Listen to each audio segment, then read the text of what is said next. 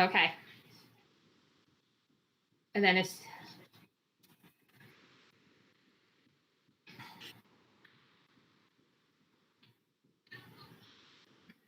okay.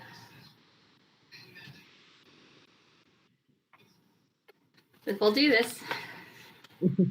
It's a very odd feeling to have a board meeting at home.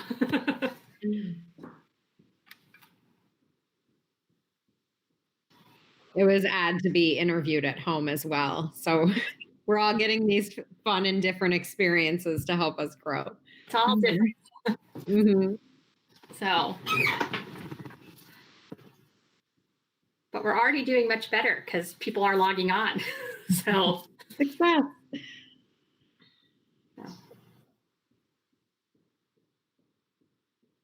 Okay. So hello to our community who's watching. We will wait until we have 7 o'clock to start and have our board members here. And just so everyone knows, this is being recorded. So.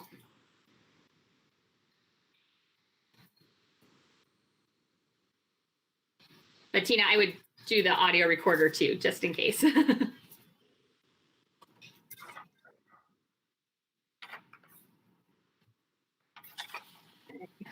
Yes, I will. Okay, so we have Maria and Melissa and Nancy on, and I saw Bob. Yep, so we're at 4. But we'll wait till 7.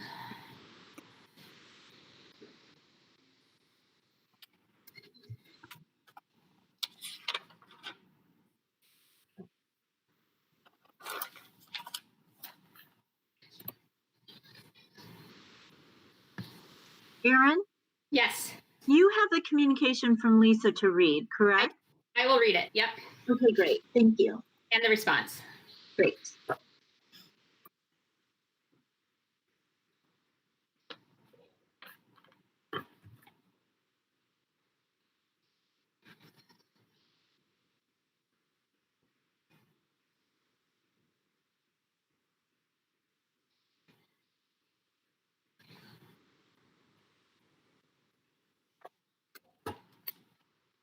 Okay.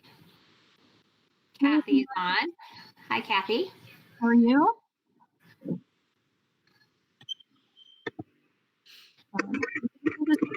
Or Melissa. Hi. You, I see Tina, April. Oh, there's more I don't see. Never mind. Yeah, we have Jeff just joined. Okay. 2 minutes to go, and we're starting to get everyone. Okay.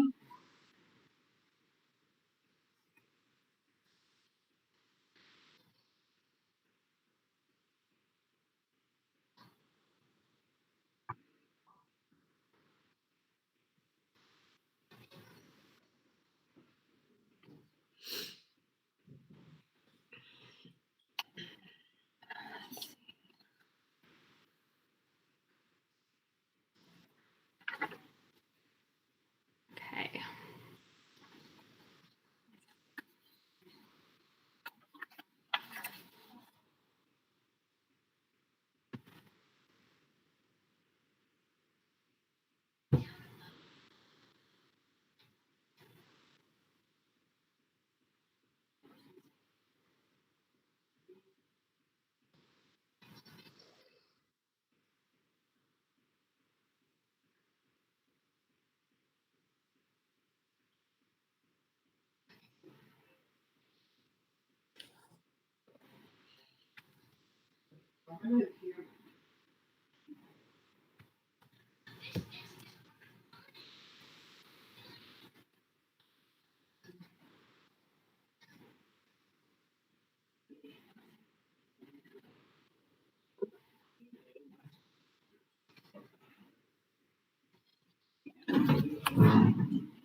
Okay, it is 7 o'clock, and I believe we have a quorum. So if Melissa and Tina, if you want to start, we can be right on time.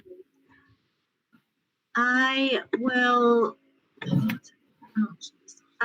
call to order the April 23rd, 2020 meeting of the Board of Education of West Northfield School District 31. A roll call of members. Melissa Chu Valentines, Here. Laura Greenberg, Daphne Frank, Robert Reeses, Jeffrey Steries. Here. Bob Reeses is here if you didn't hear me. Thank you. Jeffrey Steries. I'm here. Can you hear me? Yes. Great. Thank you. Maria Vasilopoulos, Here. Nancy Hammer, Here. Kathy Loria, Here. Aaron Murphy. Here. Thank you. Okay, any additions or changes to the agenda? Nope. All right, and then reading of communications to the Board of Education. Dr. Yep. Murphy. Yep, I will do that. I just first want to just say, because this is our first board meeting under these relaxed open meeting guidelines.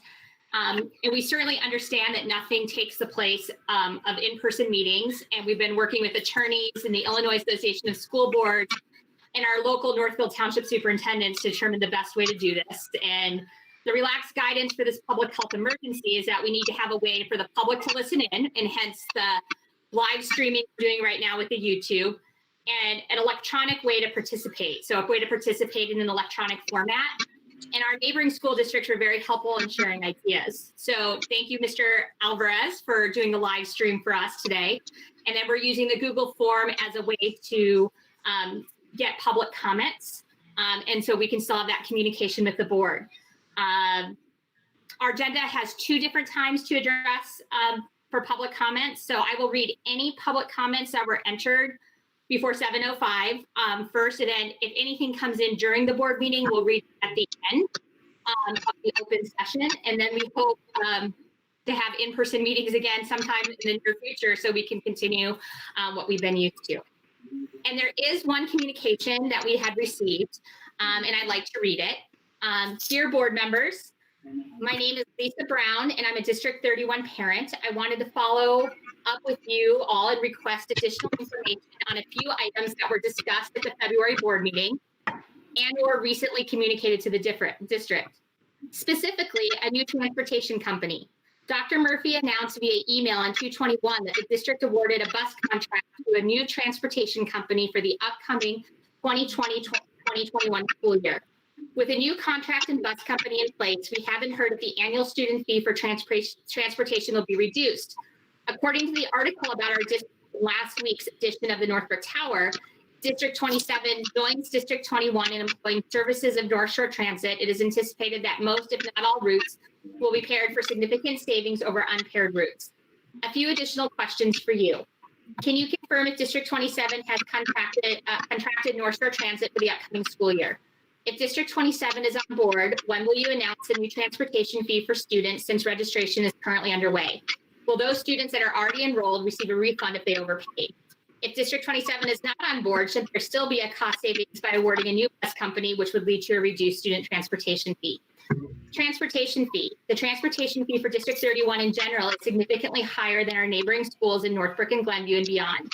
For example, in the mid-February edition of the Northbrook Tower, there was an article focused on bus costs for District 28. The article stated, as of the school year, District 28 charged $325 to the 245 riders who live within 1.5 miles of the school and do not have a hazardous crossing to get to school. The district has 735 riders who live more than 1.5 miles from the school and or have a hazardous crossing who do not pay a transportation fee. Can you please provide additional insight about the transportation fees for our district?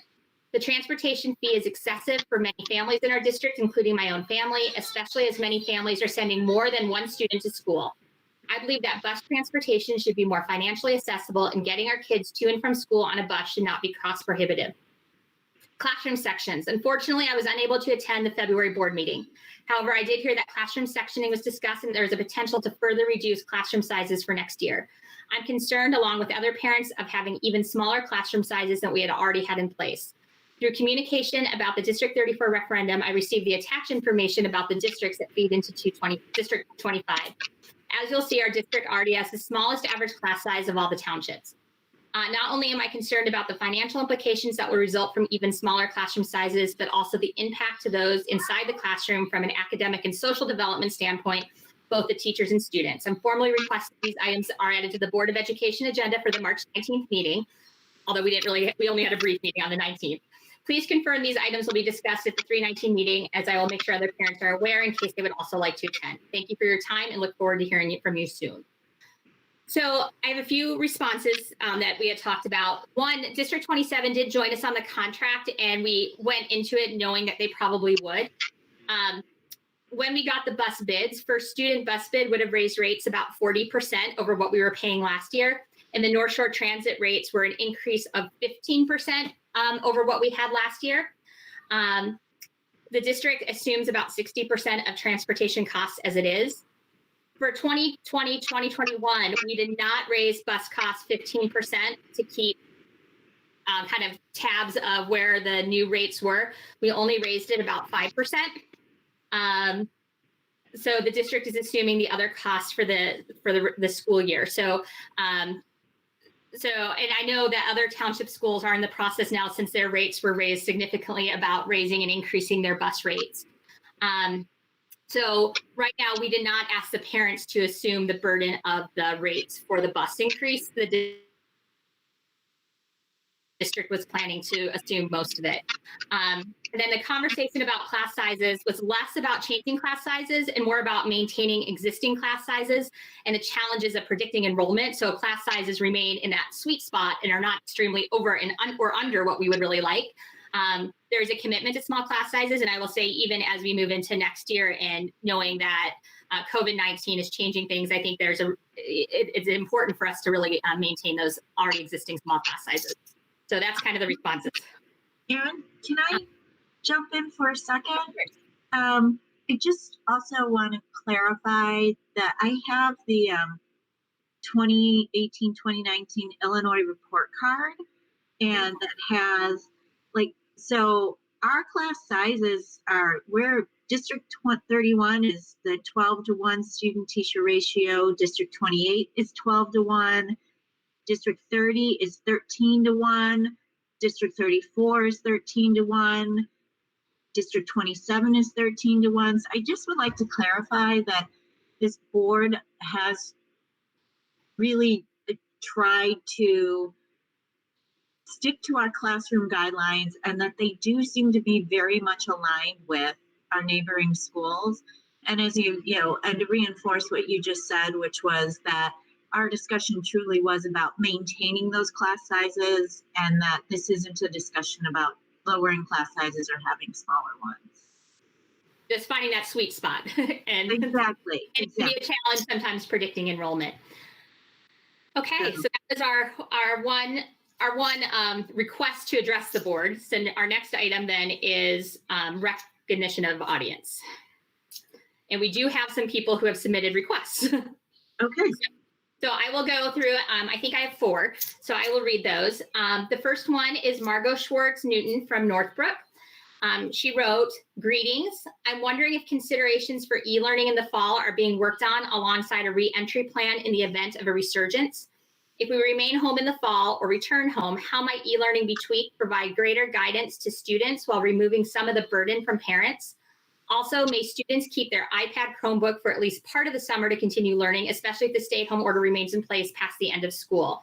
Many, many thanks to everyone involved that is for all that is being done to keep kids engaged and avoid mush brain." So thank you, Margot. And I will do a response because I know e-learning is on everyone's mind, and we will also talk about it a little bit further in the board meeting. So right now, our primary focus is on supporting students, staff, and families for the remainder of the school year. But the administrative team is starting to look to the fall, although we're still very much into this year. In addition, the township superintendents are meeting weekly, and this is the topic we're discussing. We are currently operating under the remote learning guidelines offered by the state, which is different than the e-learning guidelines. We are mindful of the maximum timeline suggestions offered by the state, as well as the differing needs of our families. In some cases, parents share that we are offering too much time and structure for students, and they wish we were doing less. Other families are saying we wish for more one-on-one time with teachers or classroom time and more structure, and yet others are saying it's the perfect mix. So we're really trying to balance understanding that everyone's family is impacted differently about what's going on. And we have about 66 to 75% of students participating on any given day in e-learning activities. So it's not consistent that kids are doing it all. And we've been reaching out to kids and families who are not participating to find out what support we could give. As we look into the fall, there are too many unknowns to talk specifics right now, as we are awaiting guidance from the state government, local municipalities, and the Illinois State Board of Education. The administrative team understands that our work this summer will be spent preparing for all eventualities for the fall. And we know we will be getting information on a daily and weekly basis to help us plan, and we will be coordinating with Northbrook, Glenview, and the other township schools to make sure that we're doing whatever we can to open schools safely in whatever format. We don't have anything specific right now saying this is what it will look like, because we're waiting for that guidance. And then, although we would love for kids to keep their technology, there are practical realities for them to keep it. The district needs to collect, inventory, order, recycle, clean and update, and replace as necessary. And I talked to Dave Del Bosio tonight, and really it is like a 8-week process to get all our technology ready and recycled and updated for the next year, especially if there's a chance that we'll have to reissue it for e-learning for next year. There are batches of them that need to be come in and get recycled because we're replacing them. There's cycling over to the next grade and kids getting different devices. So we will be communicating a plan for students to get any materials that they left behind at school, as well as and yearbooks and any other materials, as well as turning it in any books and technology as we get closer and we figure out the details. So that's the response to Margot. The next comment was very similar. It was from Laurel Shaw, who lives in Northbrook. She said, what is the planning looking like for next year's e-learning, assuming schools do not start up in the fall or has periods of closings in terms of budget demands, technology, and development? I answered part of that. I would say we're being very mindful that we want to make sure that we maintain, that we're proposing things that would maintain class sizes. We're going to work, our work in the summer is completely geared towards preparing for the kids for fall, whatever it looks like. And we know the importance of investing in our technology infrastructure, as we have done. I mean, we were on top of the game in the state of Illinois. The regional superintendent even commented saying this Northfield Township was above and beyond almost anyone in the state because we all had one-to-one devices and we're ready to go. And we definitely know the importance of making sure that's maintained and updated and keeping that infrastructure, and that's all taken into account. Okay. Then I had one that had no name or address, but said the learning schedule has been difficult and not prioritizing student connection to their teachers or consistency. Please consider revising so younger students see their teachers daily in alignment with best practices and what happens daily at school. We don't need specials every day except for gym. We need them once per week. We do need reading and math and time to process the world around us with our classmates and teachers. I want to thank this person for their comment. There's not a question for me to answer, but I know the principals are taking feedback and we're making whatever adjustments are appropriate. And as I said, we found that in terms of one-to-one, we're probably, we are doing more than a lot of the neighboring districts in terms of that time, but we are constantly looking for ways to adjust and adapt and meet the needs of our families that are so varied. And then let me go back and check. There was one more. Nope, there's two more. One from Darren Stern. And he said, love the format. Thank you for the improvements. So thank you, Darren. And then one that's Barris Daru, who lives in the district. And it says, what is the planning looking like for next year's e-learning, assuming schools do not start up in the fall or has periods of closing? Oh, sorry, I already read that one. How is school going to be more prepared for internet learning in the fall? What do we do if we don't go back? And as I said before, that is our sole work during the summer. It will be to also reflect on what we have done. And a lot of it will also be based on guidance from the states telling us what do we have to do and what can't we do with schools. I mean, right now we can't grade students and have it negatively impact them. We can't count it against a student if they don't do it. So part of it is looking at some of the guidelines that the state gives us. There'll be lots more information in future board meetings as we get more and more information from the state. Just like you, we are hearing the news. I mean, we learned with everyone else on Friday that school was canceled for the rest of the year. And that started changing our attention to the fall instead of reopening this year. So those are, let me just double check. I think that's all the comments. Yes, that's all the comments I have right now. But at the end, for this next round, at the end, I'll go back and check any that come in since then. Does that make sense? Okay. Okay, so presentation. Okay, let me see if I can open this really quick. Present now. Do my entire screen.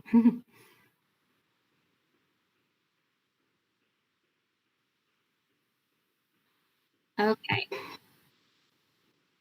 Can you guys see my screen? Yes. Yes, Okay, we can. Okay, good. I just want to double check because I'm getting okay. So Kathy and I it's where there we What's go. It's up there. okay. Kathy and I, and this will probably be a fairly lengthy discussion, conversation, just because there's so much information about kind of our economic forecast and planning. We were going to do this last month, and I'm actually glad we waited because we were just newly into this shutdown, and we weren't kind of seeing the impacts of what's happening in our economy back in March. That could have an impact on our school and planning. So I'm going to talk for a little bit, and then Kathy will take over for some projections. So I'm working on two computers here. 1 second. The first thing I just want to share is just a little bit about our enrollment. So these are, this is cohort data. So you can see like this kindergarten, this is what they'll be in, this is what, if you look at what their growth is during the summer, anticipated growth in the summer, what is their anticipated growth during their school year? This is what they would be in first grade, second grade, third grade, fourth grade. And so you can follow the colors for the different cohort data. I actually have two of these. This first one is more of historical that takes into account that we were really seeing in the summer between kindergarten and first grade a growth of 13.33 students until the last couple of years. This is more the 5 modified, where this is just taking into account that over the last couple of years, it's only been a student and a half growth. And we don't have enough data with these modified 5-year projections to say how accurate they are, but it is interesting to note that there has been a shift in some of, even our kindergarten numbers have been getting bigger. They used to be more in the high 60s, low 70s, and now we're averaging about 80 kids or more in a class. So it's something just important to keep in mind. It is difficult for us to know right now what is the potential enrollment impacts based on the pandemic. On one hand, we're seeing kids enroll in school right now because kids are moving away from districts who maybe don't have as robust of a remote learning, or they're moving in with family members because of the economy. So we don't know if that'll continue where we see more students enroll in our district or moving in with other family members and seeing families living together during this pandemic. But we are seeing kids starting to enroll, and that's why we put it in there. I've also heard and read articles where parents are saying, you know what, especially with my younger kids, I may opt to keep my kids home in the fall because I am uncertain of where the health issues. Enrollment could decline as families need to relocate. We are definitely anticipating an increase in the number of homeless students, which would utilize more district resources. We're also anticipating a growth in the number of families qualifying for financial assistance, which will also utilize more district resources.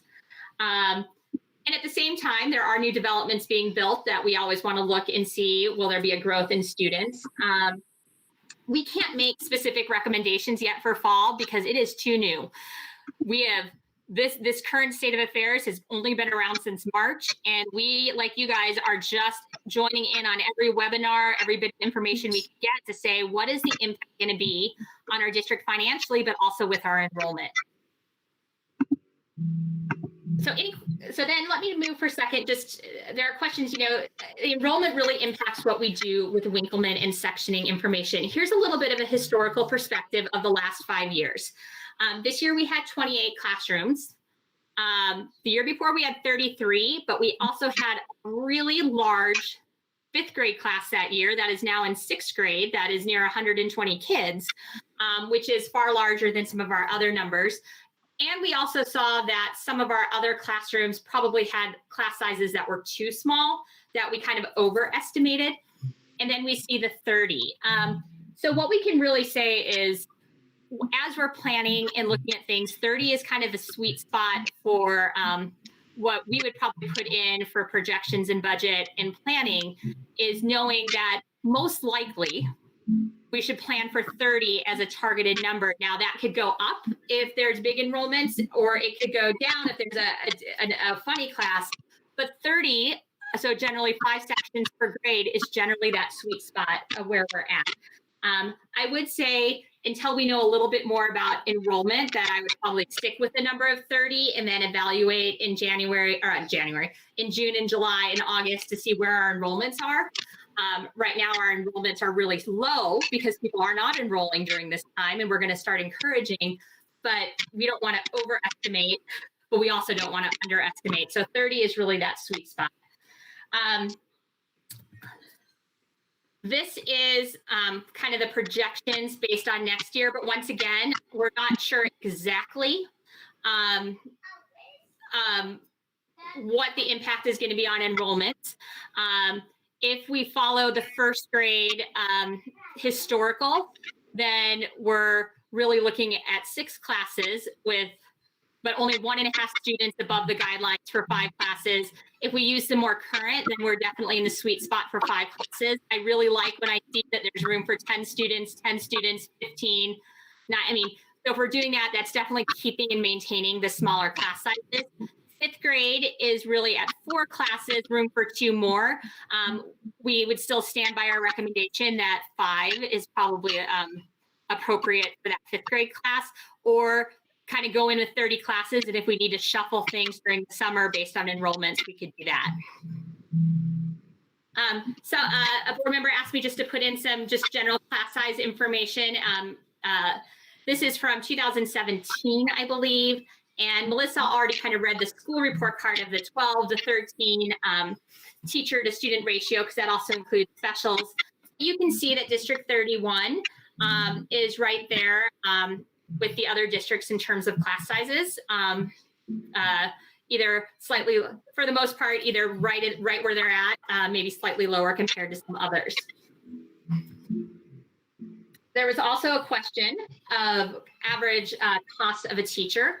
All of this information is in that economic packet that was in the board packet. I'm just trying to summarize it. The average cost of a teacher in District 31 is about $91,600. And then that brings me to current and future financial considerations and projections. And I am going to turn that over to Kathy. Let me stop presenting and Kathy can present. Okay. Let's see. Yeah.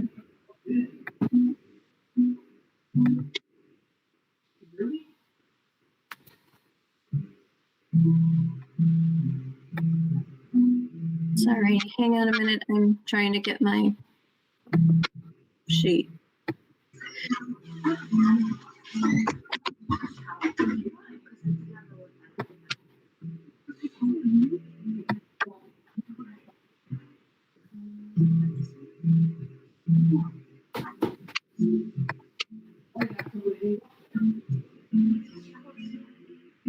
Okay, can you see that? Not yet, no. Okay. Okay, let's try again. Hmm.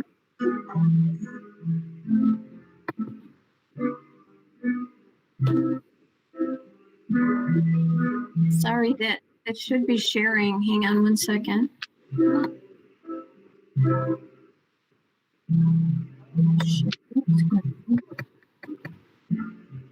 Uh-oh. Okay, do you want me to share it? If you can, I have it right up, but it's not letting me get to it. It won't let me hit the share button. It's Okay, like let me hard-coded. Thank you. pull it up. I don't have the full PowerPoint. I have what you sent in the email, I think. Let me check.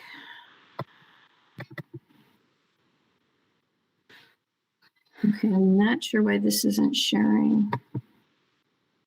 Yes.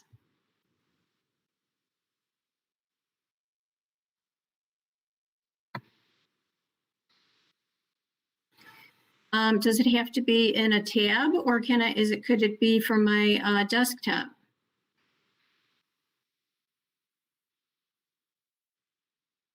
I think I'm sorry, what did you say? if not, I will try to share it. But I don't have it as a full PowerPoint, Kathy. I just have the email you sent, which is a PDF. Okay, you could probably, can you share that? 1 second. Thanks.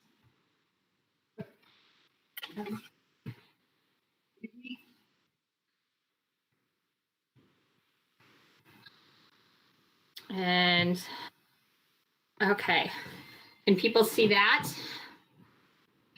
Yeah. Okay. Okay. Okay. So as we were talking about this economic forecast and planning report, I thought it was important that we kind of take a really good review at the budget and see where we're at. And since a lot has changed since the last meeting we all had in person, it was important to discuss this. And I know that the board requested this information at the February meeting.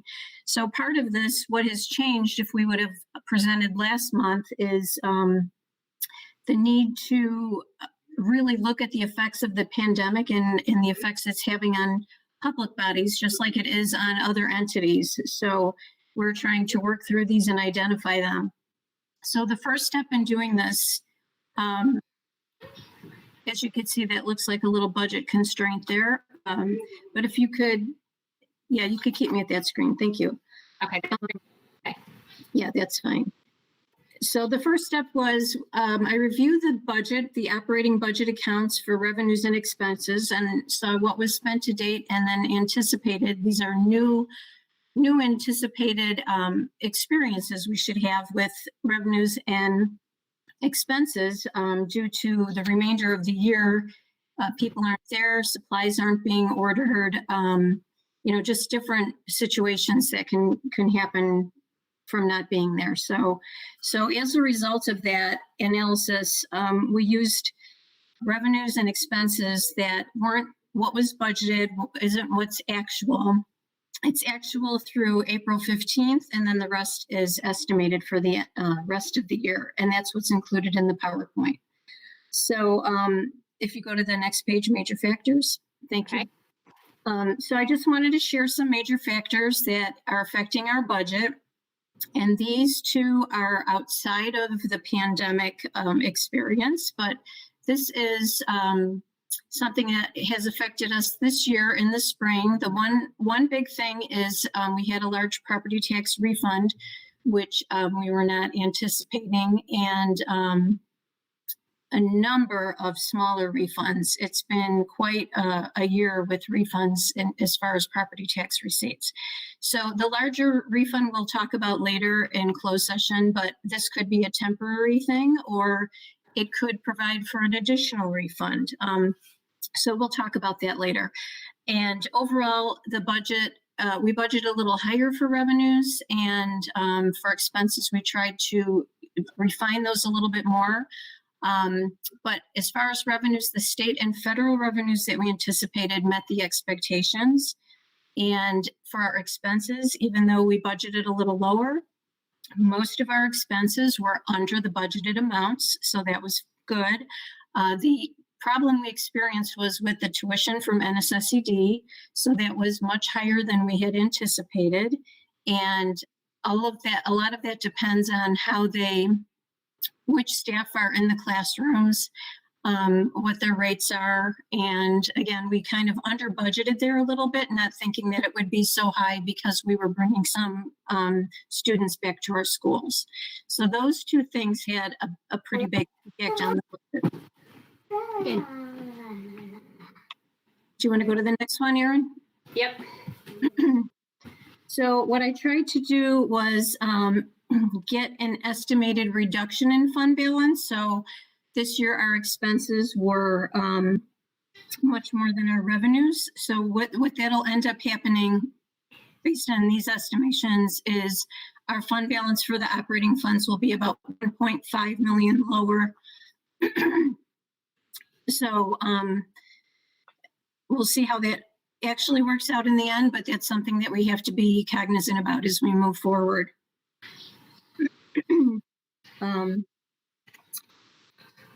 And let's see. So those are the two main factors. And in general, like I said, we developed this year's budget, and it would have been very appropriate if we didn't have these two extenuating circumstances. And then for the next page, yeah, you go to the next one. Okay. So with this information, this is how COVID-19 is affecting us. And there's many things, we're not sure if they're going to happen. Most people do anticipate them happening. For instance, on the local level, we can expect late tax receipts in the fall. Instead of getting them in August and September, we may get them in October. And so that could be a cash flow issue for many districts. There's also going to be an impact to the collection rates because a lot of people are now having a hard time paying their bills and maybe paying their taxes. And they did waive penalties for people who were late in paying or had an inability to pay for a certain period of time. The other local effect is the corporate personal property tax that we do get revenues from. And with businesses struggling and due to the COVID shutdown, we're not sure if the corporate personal property tax will be as high as it has normally been. So we might have our revenues impacted there as well. Normally for PPRT, we get about $400,000 a year, which is, a decent amount of money to see any reduction. And then on the state level, what they're looking at due to the economic status of everything, they are anticipating probably a lower CPI. And how this affects us is when we levy in the winter, when we have our levy, we base our increase on what the CPI is. And we were just kind of coming back the last couple of years from having it be very low. So if they do lower CPI, in a tax cap district, we are limited to the amounts we can levy. And that also affects moving forward because we start off with the revenues we got the prior year and then add CPI and new property. So if our revenues begin to be lower because of the CPI, that can have an effect too. And the CPI is based on things like the cost of fuel and some groceries and things like that. So as you could see, the cost of fuel has gone down significantly. The other thing is there is also some legislation out there where they statewide they may determine that there would be a property tax freeze, which would eliminate any CPI we could get if that's what they were looking to do. I've also heard that another legislative way of handling this is looking at districts' fund balances and seeing if it's too high and how they should tax. And so that's all kind of an unknown right now, but that's also a potential. And then for evidence-based funding, as you know, the state is really struggling right now, and I'm not sure how they're going to afford everything that they plan on giving to us, but the evidence-based funding, and there's some potential proration with that. And right now, any new money that comes into the budget for evidence-based funding, we get very little. We get about $1,100 a year. But we may see a reduction in what's allocated to us as far as receiving no new dollars. And if things get exceptionally bad, we may even need to refund some of the new dollars that we received from the last 3 or 4 years. Also, even this year, there's a delay in receiving categorical reimbursements. And so with the state budget, they are looking at having losses of $2.3 billion for this year and estimating losses at 4.68 for next year. So again, I'm not sure how all this funding is going to occur. And I've also heard that there may be an effort to shift the pension cost to districts a little bit more or in some manner as they try and allocate all the funding that they do have. On the other hand, the federal factor is the district is to receive $165,000 from the CARES Act distribution, and there are specific ways that needs to be spent. But that's Kathy, yes, can you help me to understand something? sure. So if our fund balances are high, does that mean that we'll get taxed more? Well, that's what I heard, that it may not be more of a tax, but they're looking at that, and I'm not sure if that's in the form of abatement. I don't have details on that, but that's just the talk that's out there right now, that there's a couple of different legislative bills being considered. So with all these things, we need to really balance and figure out. None of this is, it sounds very complicated for us to make really good decisions about what we want to do next Right. year in particular. mm-hmm. Okay. Yeah, it definitely is. And while I was looking through this, trying to figure out what do I show, what do I not show, it's very hard because we really don't know which is going to affect us and how much it's going to affect us. And I also heard that grants may be allocated a little differently, but that was more through just business managers, what they've been hearing. And Medicaid reimbursements could also be affected. So it's really hitting everyone in every aspect that they're associated with. Okay, you can, I'm sorry. No, I just there's got to be a bright side to some of this too. I mean, there must be. And I'm having a hard time seeing that with the numbers here. Yes, I totally understand. Because this is so new right now, and this is hitting everyone very new right now. There hasn't been. Right. These are, I think that's the challenge right now, is that if we'd done this presentation in February, it would have looked different, even in March. But now that we're a month in, and then we're still looking at shutdowns for the next couple of months, and we're trying to project what and trying to figure out what people are thinking and saying.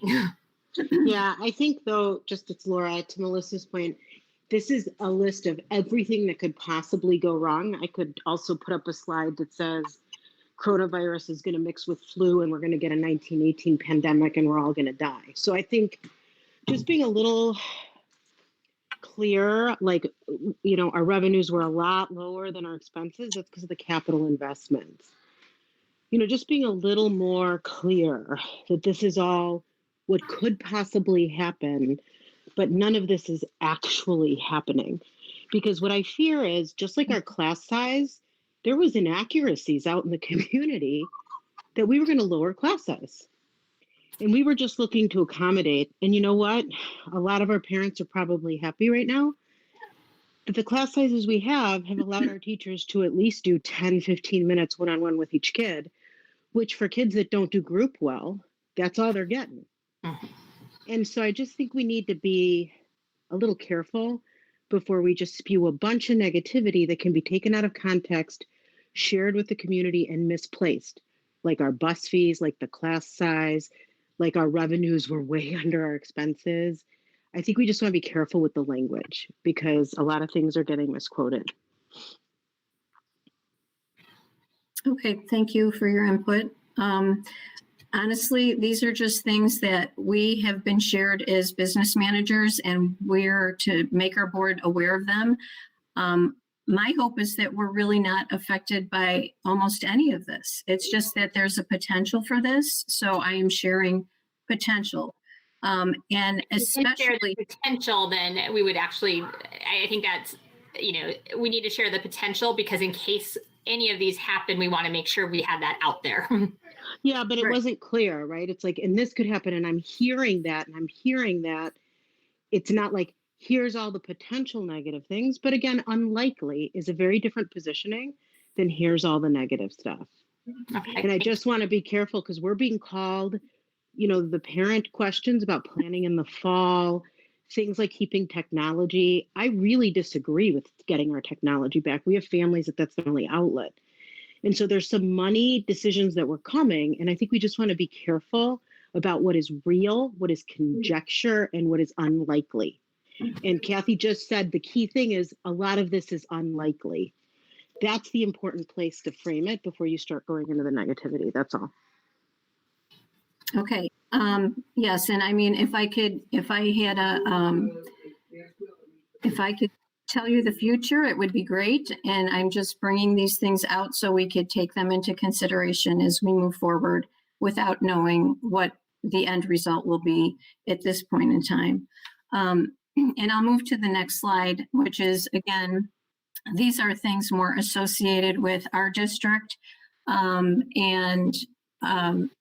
Well, in general, as everyone knows, the interest for investments has been a little lower. So, but I think most people are expecting that to bounce back pretty quickly once people get back to work and things get more to a normal. The other thing is the county is, in Cook County, they are reassessing all the properties in the county this year. Like last year in 2019, they reassessed the north end of this county, and then this year was the south, and then they would do the city itself. So because of the pandemic, the assessor is reevaluating all of the properties, and I'm not sure what kind of method they're using, and that is another thing. We have no idea how that will work out for anyone. No one has that information. It may be good for our residential our residential owners, but we don't know how that's going to work. And the other thing is we are going to probably anticipate more property tax appeal board cases, but again, that's to be determined. And Aaron mentioned about our increases for transportation, and then again, I'll talk a little bit about the property tax refund that affected the spring taxes. So, and really this presentation, because there were so many changes, that is why it's being brought up and talked about and shown what could happen if this did, because again, I think we need to be cognizant of what's out there. And this is such an unpredictable time. And fortunately for us, we're in an area where it's very supported by the community, and we've put ourselves in a pretty decent situation financially. So anyway, all I did for these last couple of slides was, these are potential effects of the COVID virus and other assumptions. And in the projections, this includes the 15% increase in transportation for next year, and then 3% moving forward. That's cost to the district, not cost to the families at this point. And then about a 6% increase in benefits with 5% moving forward. These are the assumptions for the projections. And should the CPI go down to 0.5, it's been already at 0.1 a few years ago, but again, we don't know. This is just an idea.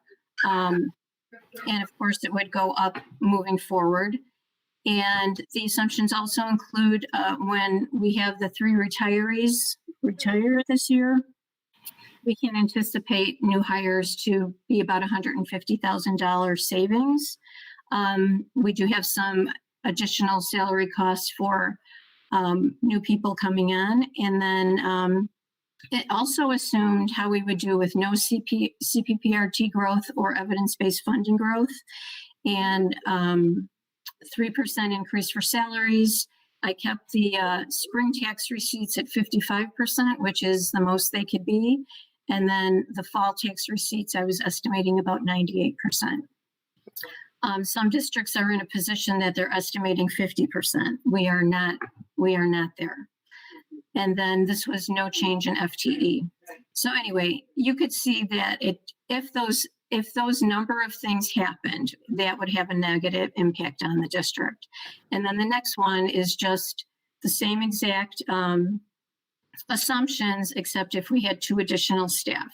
So, and basically what this is saying is, for now, with all these unknowns, we should consider, again, something cost neutral and see what we could do to move forward in the direction the board wants to move.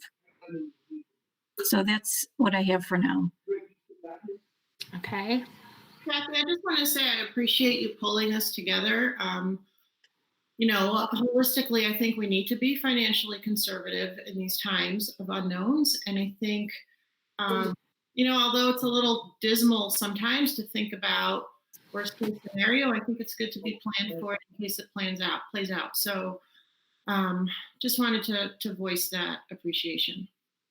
Thank you. I appreciate that. And really, it's informative. It's so no one's surprised by if one thing happens or the other thing happens. I just want it out there to so people know what other people are expecting or seeing or wondering is going to happen. And again, those are so many unknowns, but it's good that we all have an understanding of what's out there.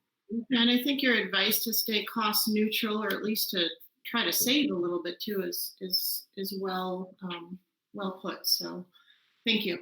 Okay, thank you. And then the last part of this was, we had come to the board and we had talked about, having, moving up our class sections in order to maintain our class size guidelines of having at least 30, maybe even 31. But I was kind of going in here saying we need to probably look at 30.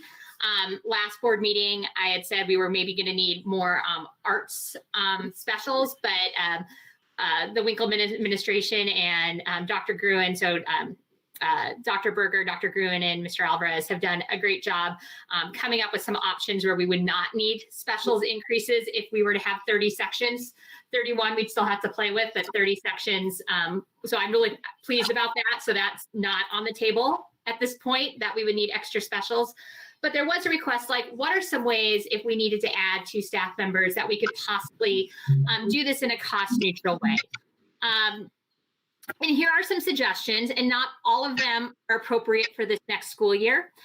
And some of our recommendations have shifted a little bit because of what's going on. And we know the COVID-19 concerns will extend into the fall, and we want to be mindful of what we're recommending for safety of the kids.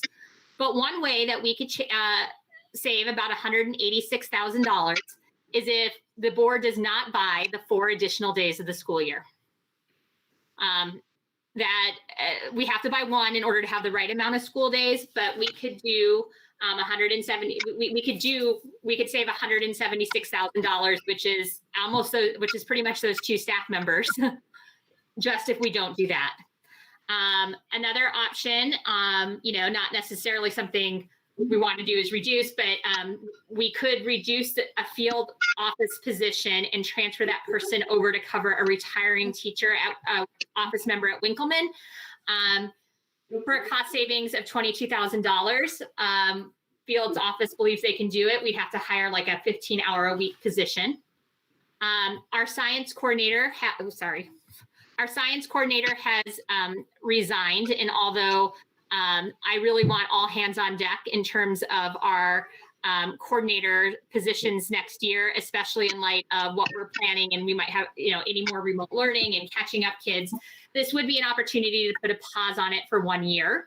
I would say this would not be a permanent reoccurring one, while the other 2 have the potential to be a reoccurring, but this could be a pause we could put in for this next year.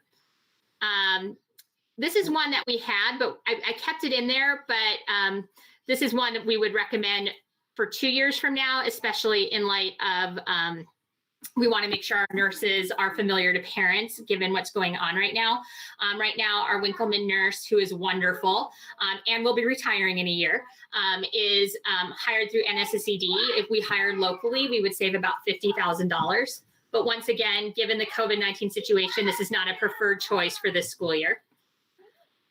Something that we are doing when we bring you our summer curriculum work, we have reduced summer work opportunities only to those activities that are required to open school, and specifically really focus on what are planning for the fall and what's going on.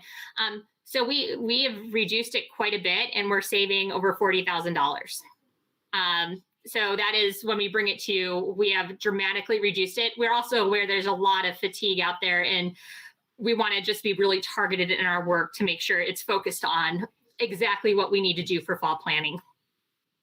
In the future, a potential quite a large saving could be taking some of our programs back from NSSED. We have talked about that as an opportunity with that intergovernmental agreement that will go into effect in a year.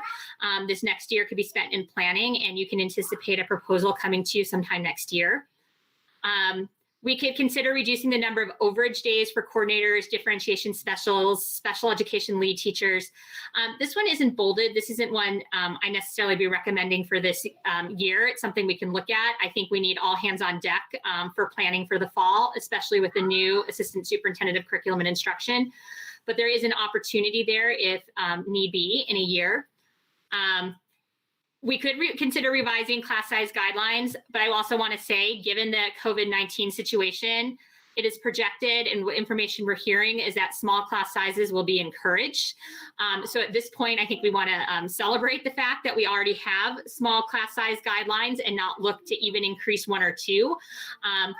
But I would be remiss if I didn't put it down there as something that the board could consider down the road if projections don't look good. But as I said, especially moving into this fall, we would be remiss not to maintain our small class sizes. We could reduce our classroom budget for all teachers. It's not a huge savings, but it's something we could do. And we could talk about reducing some after school activities. Once again, we're not sure what's going to happen in the fall, but we could scale back on some different activities. So that is, and there are a few more. We could reduce general ed assistance. So if we can maintain small class sizes, we could start eliminating some assistants. However, this is not one that's recommended. We have kids who haven't been in school. When we come back in the fall, we would love to have as much support as possible. So this could be more something for a future. Landscaping, this would be a one-time cost of $30,000 to $40,000. That's still on our to-do list of things, and we don't have any bids yet. We haven't accepted any bids. We could put off doing some landscaping this year. And we were hoping to start outfitting and budgeting for classroom furniture of about 5 classrooms in each building. So that's about $250,000 per year. So we could put a halt on this reoccurring expense until we're ready to start doing that again. In addition, the Education Foundation is expressing interest in fundraising for specialty classrooms, such as the art and science labs, and we would ask them to maybe continue to partner with us in that way. So that is kind of our presentation. What questions do people have? That was long.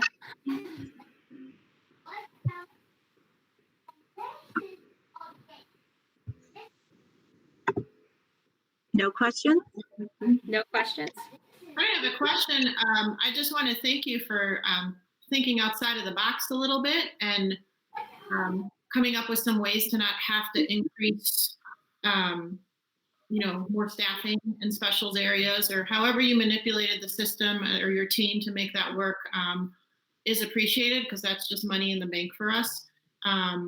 And it's great to see all these ways we can save money if we find ourselves in that situation. Right now for me, it's just about maintaining status quo sort of, and not, overspending where we are. So it's good to have this document to reference as we talk about making decisions that are going to cost more money. Good to remember that once we hit that 30 section mark, things start getting more expensive because you need more resources to sustain that in the schedule and things like that. So I think we always need to be conscious of that number because once we go over that, it becomes problematic and really expensive quickly.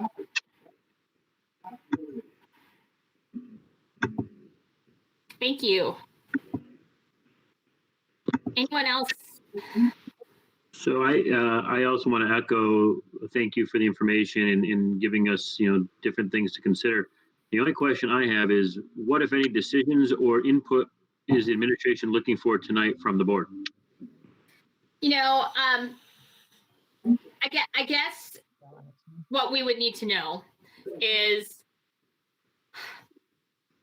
do you want me to put the school calendar for next year back on the agenda next year because you potentially want to reduce by 4 classes or 4 days or 1 class or 2 classes because you would have to reapprove the calendar.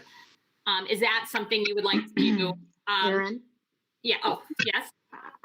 I'd suggest we wait. My understanding is that the governor is evaluating extending the school year by executive order, but they're looking at some precedent of case law and some other things. I actually said on a couple of board meetings last week where this was talked about, so not related to our board. So I think if he does, any conversation or vote or time we spend on that now may be, not necessarily in a future direction. Perhaps we look at that in May or June once more information comes out.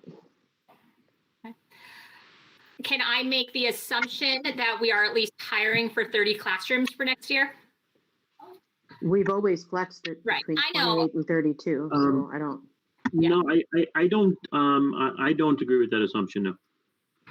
Okay. I do. Given, I'm sorry to interrupt. I thought you were done. Sorry, go ahead, No, Steph. sorry, the data that I see doesn't warrant a 5th section for the current 4th grade class, which has 4 sections as they go into 5th grade, right? We have 2 more in the guidelines, if you look at it. So if we are going to add a section for that class, then potentially I'd be in favor of offsetting that cost with reducing 2 days for all of our students. I don't want to do that. I'd rather have all the students have the additional educational days and not have an extremely low class size potentially back in what would be next year's 5th grade class. Although, Jeff, I think there was 30 because there was going to be 6 for 1st grade. So it was 5 for K, 2nd, 3rd, and 4th. And then next year was 5th grade would have 4, but 1st grade would have 6. So that's why 30 going in. Okay, thank you. So we're aligned on 5th grade having 4, we're saying? That's what I saw. That's what I see in the type. So with that though, I mean, again, let's look at the 1st grade class. If we take the ultimate extreme and we get a significant influx, an influx that we've not seen, and from what I understand, since we went to full day kindergarten, we would be 1.5 or 2 students above our guidelines at 5 classes. It seems to me to be extreme to go to 6 classes based on that at this time at a cost of $90,000 plus. And I would disagree given the situation we have with coronavirus, given that our current kindergartners have been out of school like all the other kids for, the last 3 months of school. Our teachers are going to be having to do a lot of catch up. My understanding, correct me if I'm wrong, Erin, but isn't it that the regression for our elementary kids is going to be about a year? I think it's for everyone is about a year. Middle So school, we're elementary talking, school. And we've never gone over class size. We're going to do that now, Jeff? No. Well, and I'm not recommending going over class size. No, I would that's what Jeff is targeted. recommending, though. Jeff is recommending that we allow a grade to go over class size. That's So what I'm hearing. if we can, I'll clarify my recommendation. I'm not necessarily recommending we go over class size, but as none of us have a crystal ball and fully understand what the enrollment figures are. I suppose if we say it's going to be the extreme scenario where we're going to get an influx, and I don't have the most immediate data in front of me, but it's something like 20 kids or 15, 16 kids this summer. And if that pushes us over a guideline, what I would rather we do once we see that enrollment data, I'd rather hire that sixth section. I don't want to make a decision today on April 23rd that I'm now committed to for an entire school year at the cost of $95,000 to this community. And I agree with that. I'd rather just wait. I think it's too soon. And I understand the burden, Erica and team, that may cause to Winkleman if we make a decision, let's say July 1, July 15. But with the finances the way they are and my opinion, this one board member's opinion of an unlikely risk of exceeding that guideline, I'd rather hold off until we know more about the data. But my other concern too is we know the coronavirus, I'm just, right now of all years, it feels like we need small class sizes, period. Not that I'm saying we should go down to 12, although that's what Denmark did. They went down to 10. Not that we're going to be Denmark.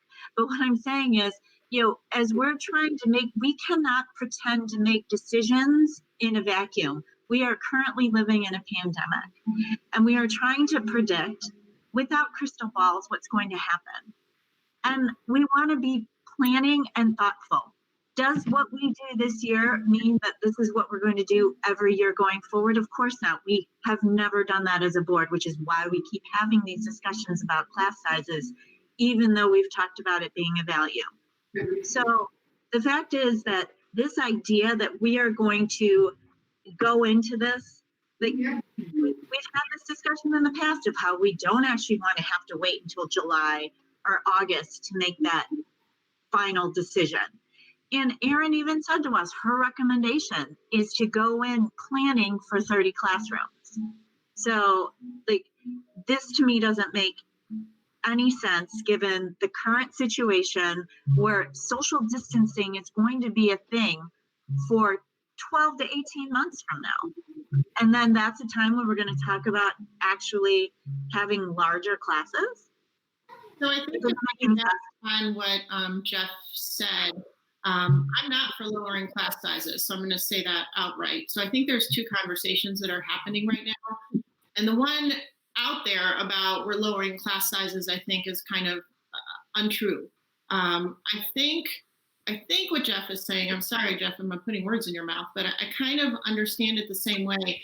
If our worst case projection, that's our worst case projection, is anticipating maybe having 1.5 kids over, I too am willing to take that risk and reevaluate this in another month. Because I don't think it's worth risking $100,000 if that worst case projection isn't even going to come to fruition. That's all. But I would never say go over class size guidelines. I just think it's too soon to take on that financial commitment. That's my opinion.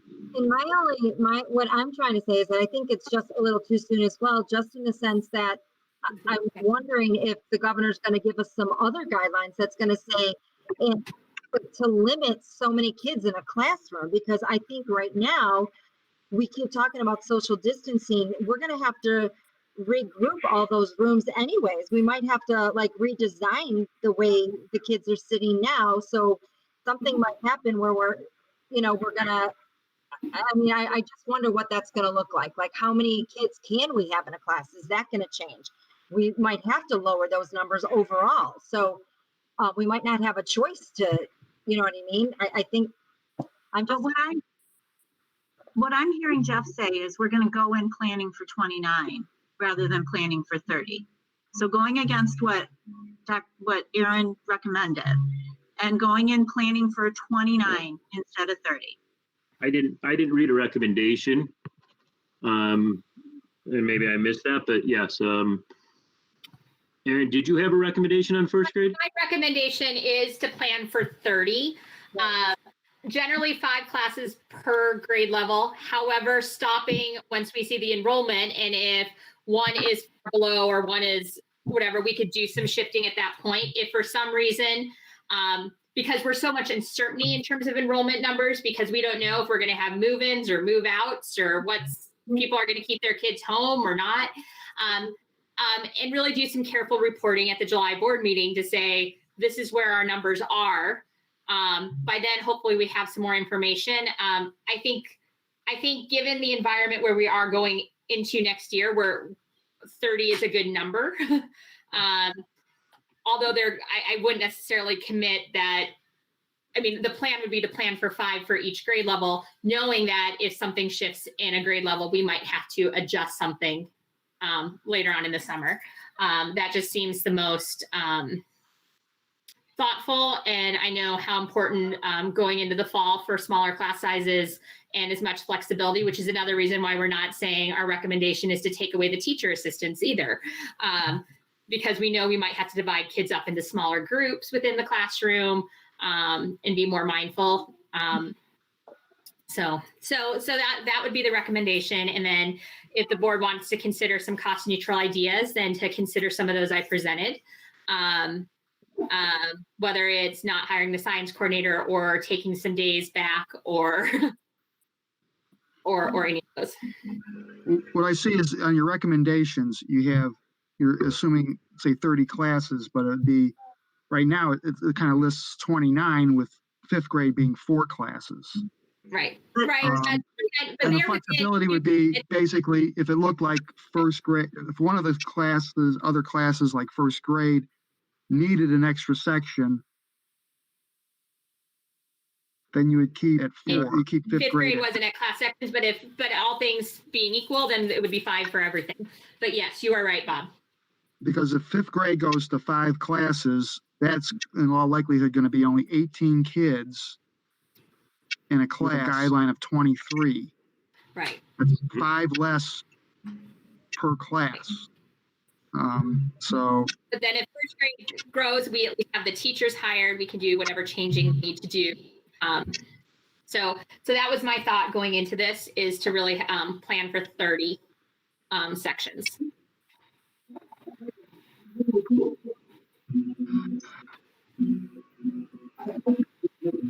What does planning for 30 mean? Obviously, it means staffing for 30. What else is involved there that helps us understand the timeline needed for this decision? Well, a lot of it is staffing. It's sectioning. So as we work with staff, how are we going to divide up the kids? It's different if it's 4 classes versus 5 classes. Now, that doesn't mean if there's some bubble groups, we might not look at a couple of different options. It is the scheduling. I will tell you, as we've been working on new schedules, we've worked on this schedule for 30 sections. Now, you can pull something back and here and there, but there's a lot of planning. I mean, that's why I feel comfortable recommending the 30. I actually don't think we're going to exceed that. And I think that would give some continuity and comfort as we're going into some of the planning remotely and sectioning and planning to kind of know we can delegate teachers, they can start working, we can get some of that summer work up and running. Right now, you're assuming how many kids coming into 1st grade under current projections? Is it 89 and a half? Is that what I saw? Let me go back and look. If we say that it's, I need to get glasses.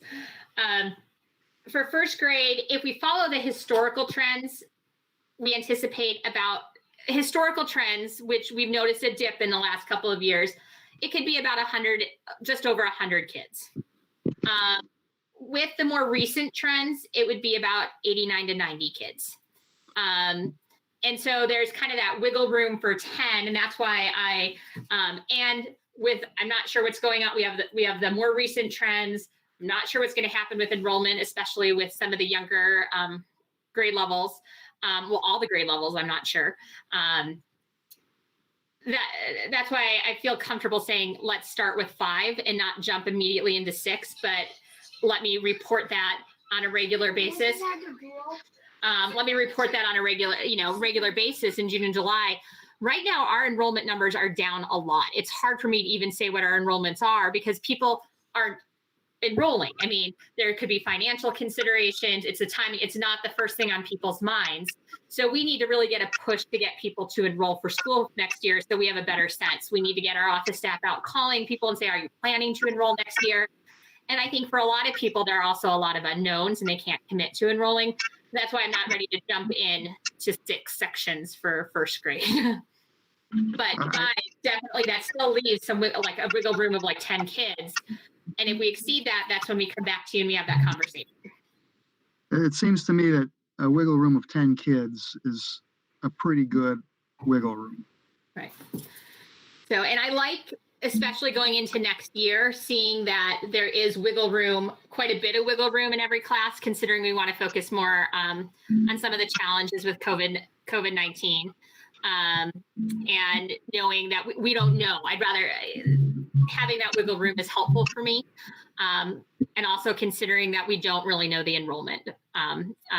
We just don't know what's going to happen in terms of enrollment. But we do know that there's not going to be any recommendations for big classes next year. So around registration, has the early bird ended? Like, I guess I'm trying to think of. I extended the early bird registration at least until mid-May. Although I'm definitely thinking that maybe we should extend it until the end of the school year. It's a $50 difference in cost, but that's still a good incentive. My goal at this point is just to get people to register so we know that they're going to school next year. Erin, right now, and because this is work we've been actively involved in, 1 out of 6 Chicagoans is out of work. And another couple have had their pay cut, right? Mm-hmm. So like even in our own home, which is like many of ours on this board, privileged, we've seen a 50% reduction in our income. And so I can say that I know that's tough because not everyone is impacted like that, but there are a lot of folks that are just going to wait till fall because it's a cash flow issue. They're hoping furloughs end. We need a different, I don't know if it's a Google sheet or some other way, maybe people can register and defer the fee. But I know a lot of folks that are just I think we're going to have much worse numbers early. So there's got to be a different way for us to get that information. There is. And when I push registration, again, what parents can do is say they're going to pay by cash or check, and that defers any fees. But I don't know if they know that, though. So right? we will make sure, and I appreciate that. We'll make sure that, and when I push that, if we'd love for people to register and they can defer the fee by putting check or cash, it'll actually register them, and then we can contact them later on in the summer about the fees, and we can work on something. So we can definitely do that in order to encourage people to register, and that's helpful. Thank you. And I just wanted to interject on that a little bit. We can encourage people to enroll and not pay yet. That should not be a problem. It's just that if we are going to plan for routes for the buses, we really do need to get that to the vendor by July. And so that's another reason to encourage and maybe relax the rules a little bit more so we could get a good number on who needs services. So Kathy, would it be a problem then since you pay for those bus fees at registration, what kind of an issue would we have? Would there be an issue if we did let them go until July to not pay the bus fees? I'm trying to understand how the bus fees come into play with this. Like with the school, we have some control over that. I'm just wondering about the buses since it's an external vendor.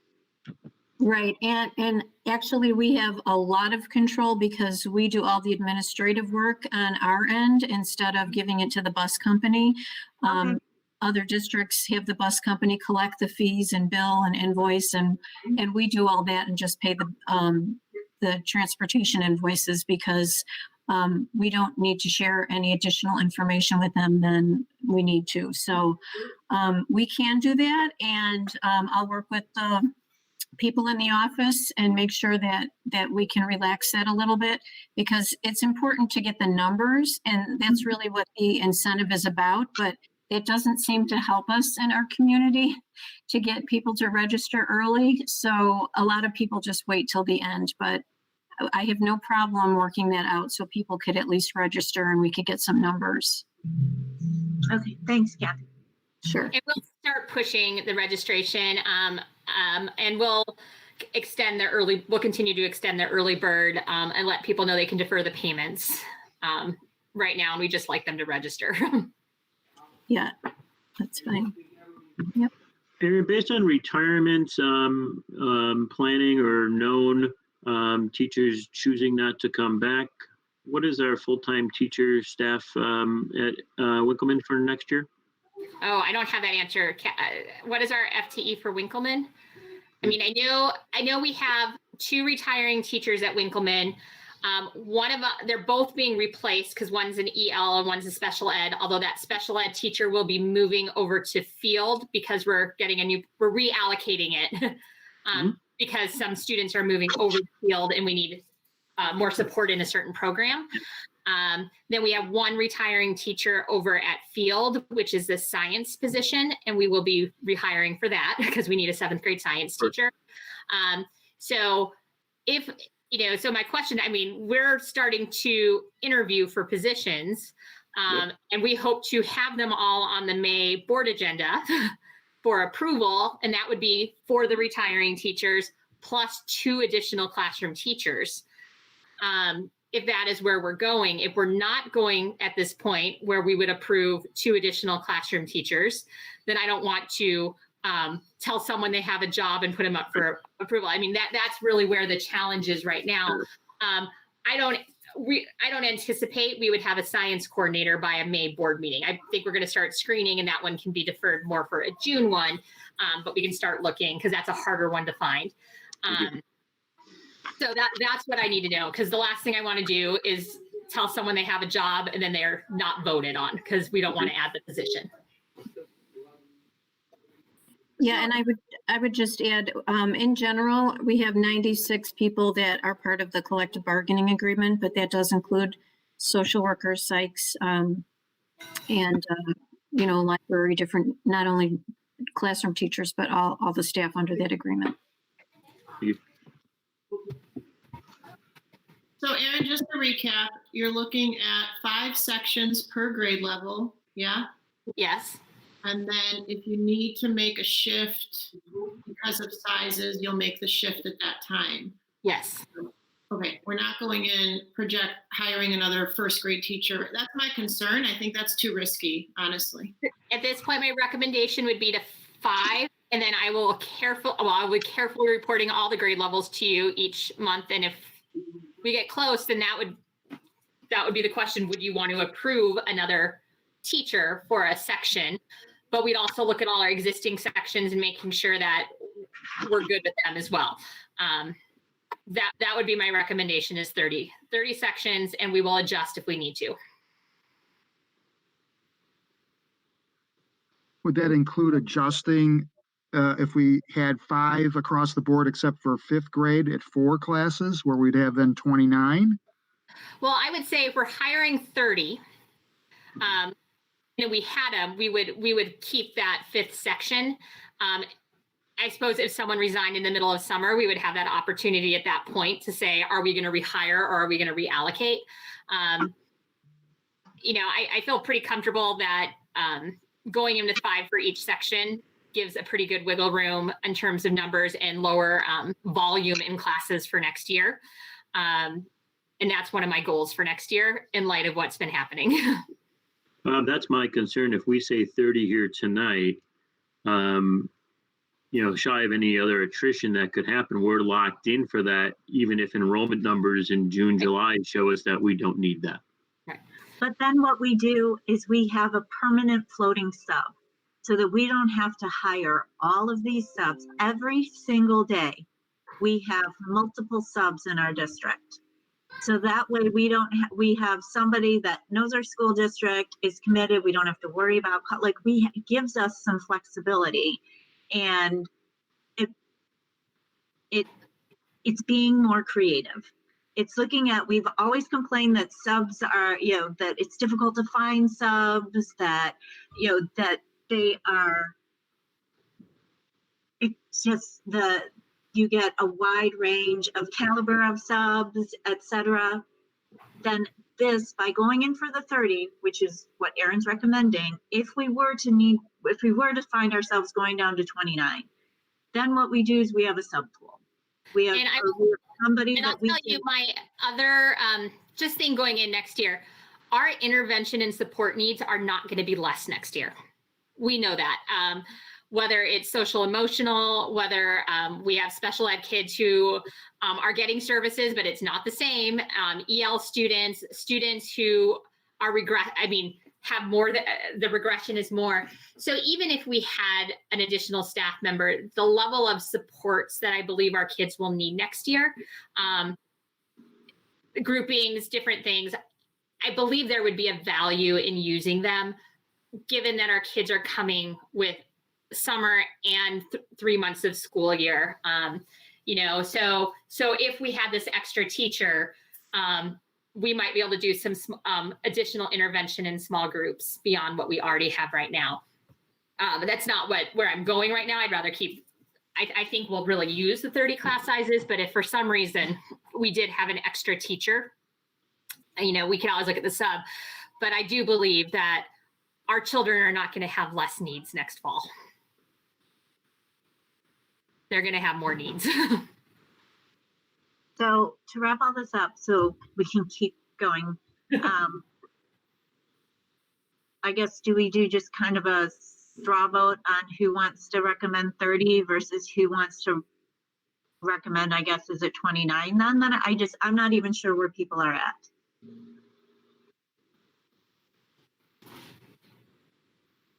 With Erin explaining that there will always be a need for a floater, so to speak, and that she wants the flexibility, and given the circumstances with the virus and people out of school, I'm fine with going with 30, with the idea being that it's providing flexibility and we have it. I think in all likelihood, we're going to be at 29 classes, but we would have like a floater that would be filling in holes in terms of subbing and interventions. Is that what I'm hearing, Erin? Yeah, we would definitely find a use if we did not need the 30th teacher, which I anticipate we would. There is a role for them. Okay, because I would not want to have. It's kind of hard to say have a say, for example, 5 fifth grade classes with 18 kids in a class when our guideline is 23.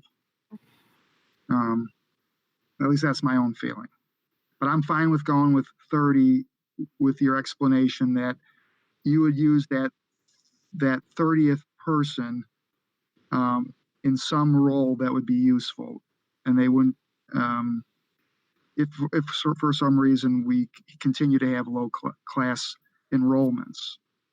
Mm-hmm. Okay. Yeah, I could be comfortable with that as well. So, basically we're saying with this is go ahead and add the staff member. That staff member may not be a full-time classroom teacher though. So as you have those conversations, obviously there's an expectation setting that's going to have to be out there. Mm-hmm. Yes. And for example, if somebody takes family leave, that 30th person could fill that spot.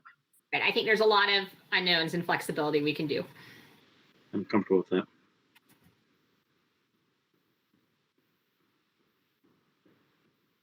All right, so Nancy, Maria, Laura, and I think have made ourselves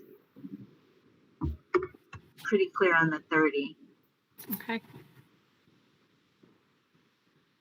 So it sounds like we have to go ahead to hire for 30, and then we will, as we get more information about finance, we'll kind of bring some of these items back up for consideration for reductions. Because a lot of these reductions we can do at any given time. Okay. I think we're on to the consent agenda then. Okay. May I have a motion? So the consent agenda.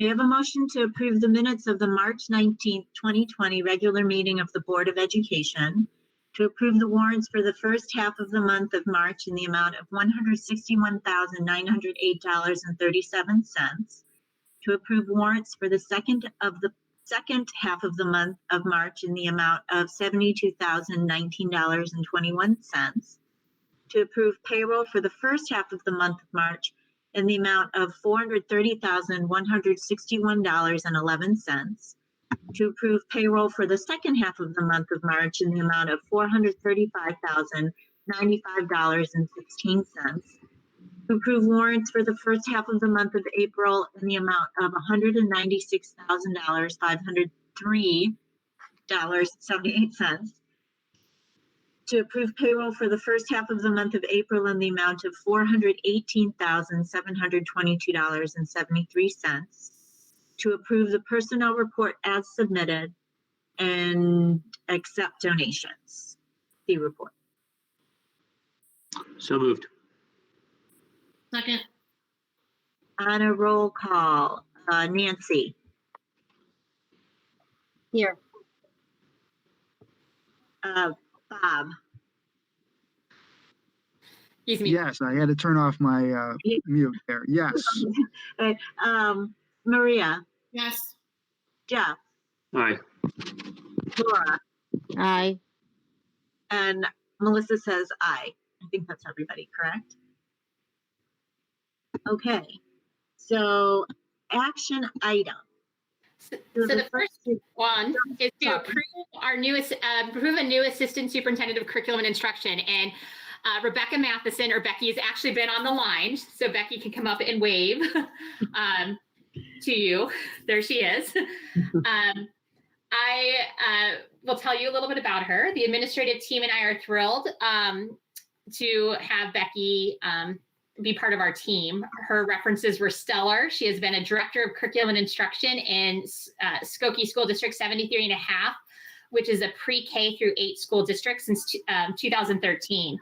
Prior to that, she was the assistant principal at McCracken Middle School in the same district. So she moved from a building level to a district level position from 2007 to 2013. Before that, she was a science coordinator in Evanston. Skokie 73 and a half is a small 3-school district with lots of diversity. She essentially created the position of director of curriculum and instruction in Skokie. She was the first person who took over that job, and many of the programs she created parallels our needs. For instance, she developed a coordinator coaches role, developed an enriched learning program for gifted education, created a curriculum review cycle, etc. She will be able to jump in and understand the role. And while our team has done a great job creating remote learning, we have certainly missed having this position this spring. And as we transition to fall and reopening of school, hopefully, it will be so essential to have this role and have Becky in this role to make sure teachers know how to adjust the curriculum and instruction to support students who have missed 1/3 of the school year. Because of this remote nature, she wasn't able to meet you ahead of time, but she is here in case you have any questions. So hi, Becky. Hi, thanks for allowing me to join this evening. And I just wanted to share how much I'm looking forward to joining the team. I was fortunate to have an opportunity for an in-person interview as well as a virtual interview. So that was a great experience. And as Dr. Murphy shared, there are some wonderful parallels between my current experience and the opportunities that I have to partner together with the community and the staff and the students in District 31. So I'm very excited to join the team. Does anyone have any questions for Becky before you make a motion to approve her? Welcome, Becky. Sorry, I know this is Melissa Valentinas.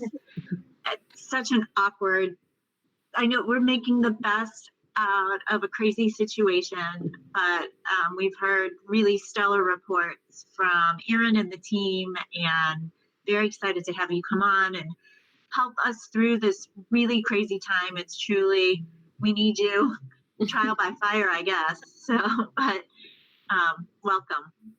Thank you. I'm ready to jump in. Okay, so may I have a motion to approve the Assistant Superintendent of Curriculum and Instruction effective July 1st? Rebecca Matheson. Rebecca Matheson. So moved. Second. Okay. On a roll call, Laura, Aye. Nancy, Aye. Bob, Aye. Jeff, Aye. Maria, Hi. and Melissa's an aye. So, So congratulations, Becky. We are excited to have you join us. And thank you for sitting through the first hour and a half of our board meeting. I should have put this earlier. I apologize. No, that's okay. It was actually very informative, not only to see the content presented, but also how the board members work together. So I appreciate the opportunity and thank you very much. I'm really looking forward to July 1st. So, okay, and my little guy has to tell me one thing. Yes. Can you go back into my room? This is not the one I want. Okay, well, I'll set it up. Sorry, guys. He's been doing really well.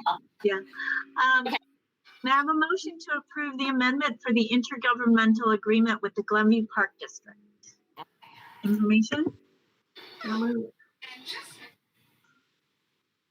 Any questions about it? Is there anything you wanted to share?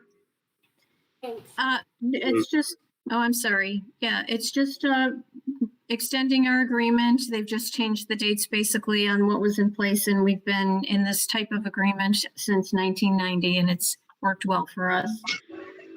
Okay, great. Thanks, Kathy. Sure. So I was at, Maria, did you move? Yes, I did. Okay, a second? Second. All right.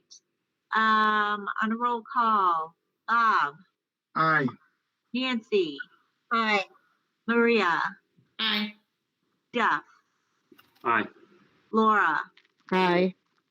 and Melissa is an aye.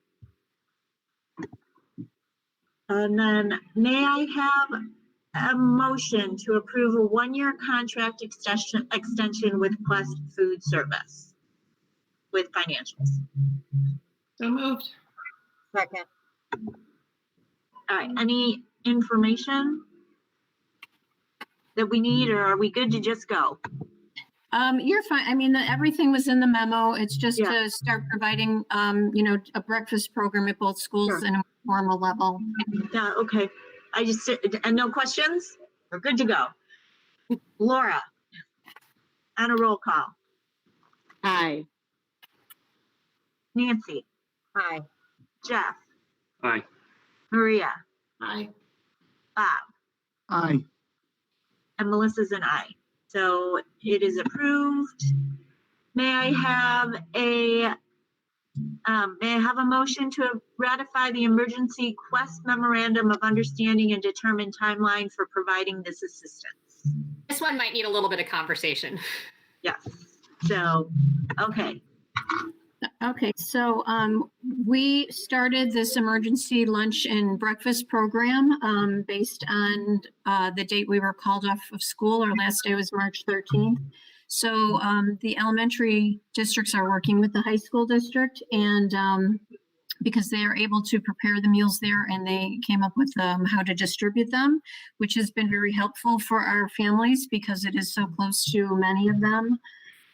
And so there is a charge to the district, but I did sign up for a summer food service program with the state, which normally we're not on the National School Lunch Program, but we are able to do this. So we will get reimbursed for some of that cost.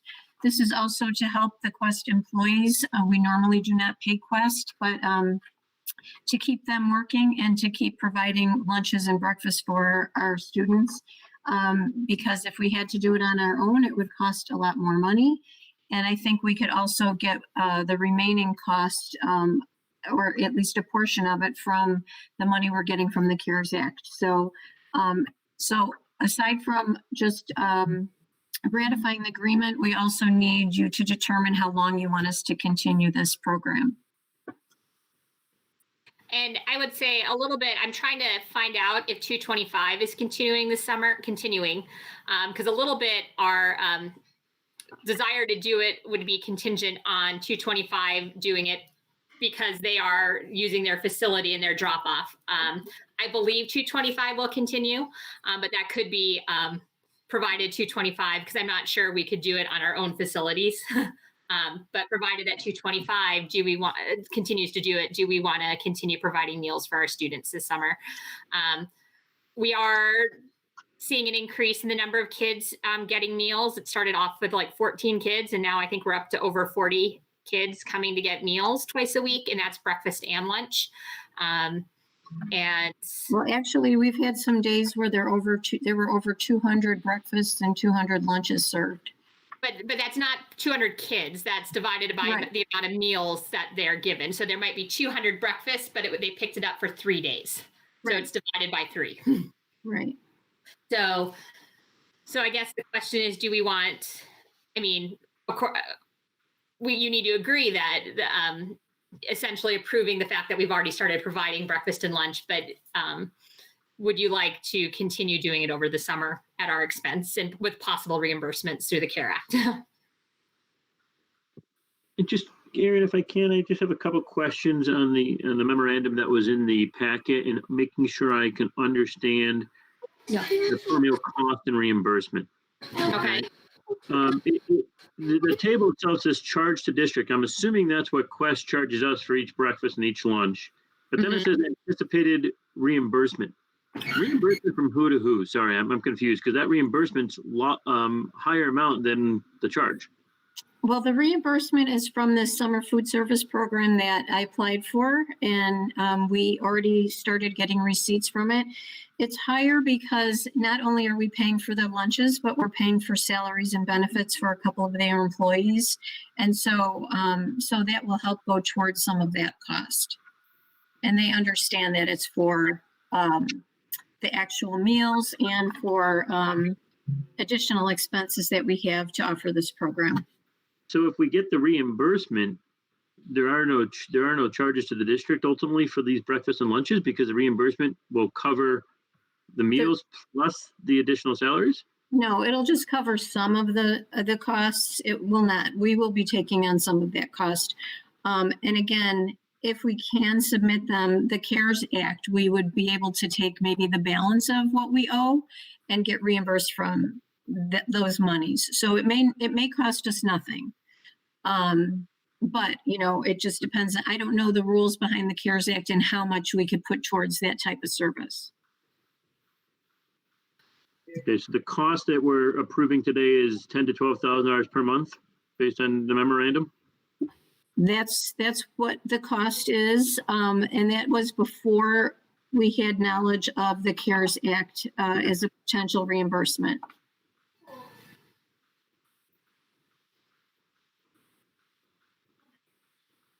May I ask, is this free and reduced families or is this open to anyone? It is open to any family. That was part of, we know family situations change right now.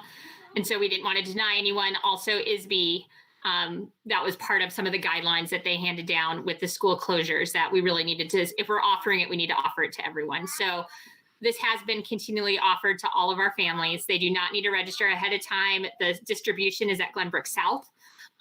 They essentially go to the pickup. They get meals for either 2 days or 3 days, and say what district they're a part of, and then we get billed. District 30 is also utilizing Quest for the same purpose. So it's District 30, 31, and 225. And I'm very grateful to 225 for opening up their building so our kids could be serviced as well. That makes it a lot easier to have one point for our families.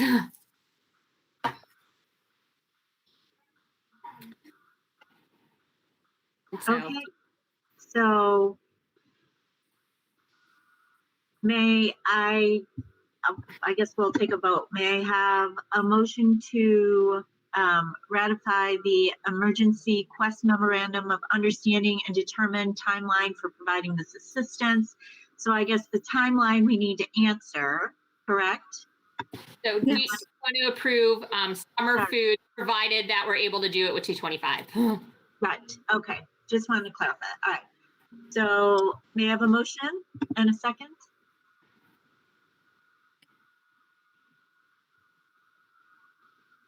Second,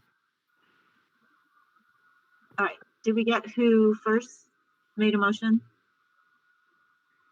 I think Bob made the motion then, so who's the second? Yeah, no, I think I Bob, you were first. thought somebody made the motion and then I seconded it. No I'm sorry. problem. No, this is a very bizarre time to see everyone. So anybody want a second, Bob? Second. Okay, thanks, Jeff. Maria, on a roll call. Aye.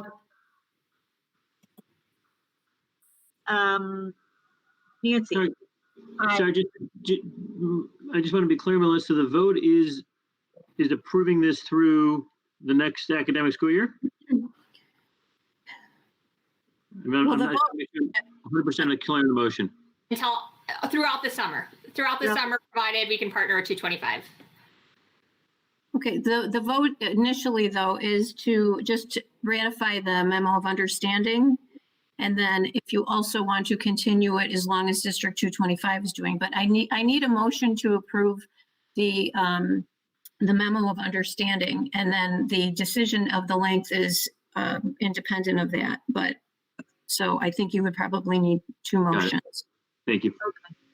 all right, so may I have a motion to approve, so that the memorandum of understanding, so that would basically take us to the end of the school year since we are closed for the rest of the school year.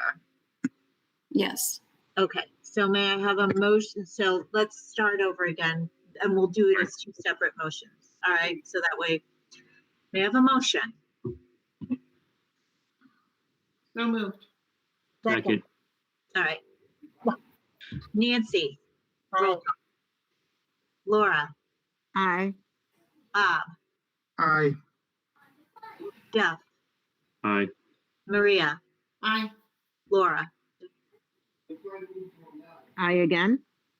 Sorry if I said that. I'm trying to track you guys. And Melissa's an aye. So the next is, may I have a motion to approve continuing this program with Quest through the summer on the condition that we would be able to partner with District 225 and in the way that we have so far. So moved. Second? Okay. On a roll call, Bob. Before we get to the roll call, can I ask a question? Sorry. Do we need to make this decision tonight, Kathy? When does a decision like this need to be made?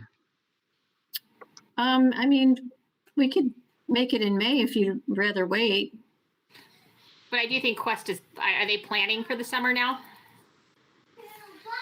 Well, I'm sure they're thinking about it. I know, I think because we can't do it if the high school doesn't do it, we just won't be able to. But if you, for whatever reason, if you guys wanted to delay that piece, that's up to you.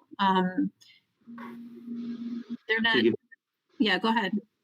No, it's just, I just, to me, there may be some more information needed in terms of what the numbers are looking like for all of April, maybe start of May. What do we think the overall cost of the district is? I'm personally not 100% sure what happens, shall we say, in a normal summer, and we're far from a normal summer, but just to understand that. But I just want to understand that. So thank you. We can continue with voting. All right, Nancy, Aye. Laura, Aye. Bob, Again, clarifying, this is just for the summer. just for the summer, not for the school year. It's just through the summer. Aye. Maria, Aye. Jeff, Abstain. and Melissa's an aye. Okay. And may I have a motion? All right, so we are now on to approve the school improvement plans for Field and Winkleman schools. And Janine did send you a video. That video is also linked to the agenda for the public. And I know there was one question, and Janine can answer it. Like some of the indicators on there required some of our spring data testing. And Janine, do you want to answer that question?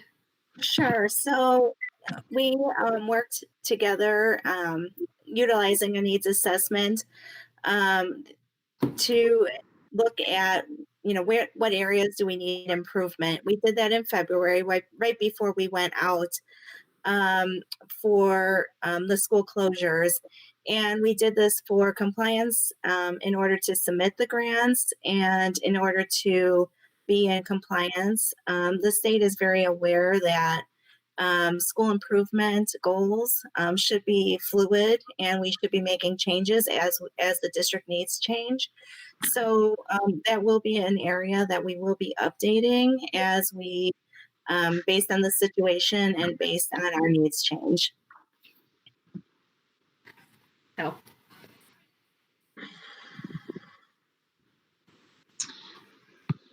But the goals of most of these, maybe not all of them, are based on comparing against a test that we're not going to have, correct? That is correct. So we did that in February based on where we thought we would be, and really to submit our grants and that information. So we will have to come back and look at, and now that the state has canceled it, we will have to come back and go through that. Now the grants, when we write them, they're really based on our whole needs assessment, various data points, and then utilizing, our strategic plan and other goals as well, and then the SLT goals and the district leadership goals. So this is just one area that we utilize as well. The school improvement goals that we utilize, that the state will actually expects us to make changes as we go forward. So this is one piece of it. And then the bigger piece that was part of the PowerPoint as well was the quality indicator assessment, or the rubric, which talked about our areas of growth and strengths. And that is also part of the grant and the improvement plan. So I'm weary of approving a plan that where 4 of the 5 goals I can't measure. So we're going to have to restate those goals, I would think. Help me understand why I shouldn't be weary of that. One, because we did the quality indicator assessment, and those are areas that will also help us shape some new direction and goals. These school improvement plans that we do, they should be fluid, and we should be changing the goals based on our current needs and where we stand. So even though we have current goals in mind, we know parts of those goals. For instance, Field wanted to focus on special education. So now that we know that we can't have the IAR data, we're going to need to focus on what other measurements can we utilize on that goal. So the idea of the school improvement plans are really to make sure that goals are fluid and that we do change them as the district needs change. So the state never really expects you to keep the same goals or benchmarks or objectives. They really expect you to make changes as district needs change. So really what this measurement, what we are looking at is that we have presented this information. The board is aware of the information we have presented, and that there is knowledge that we're also going to make some changes and continue. And we should be reviewing our school improvement plan on a regular basis. We should be having stakeholders involved in that and having SLTs looking at that on a regular basis and making changes. And so we do this yearly as far as the needs assessment and the goals, but they should be ever changing and revolving.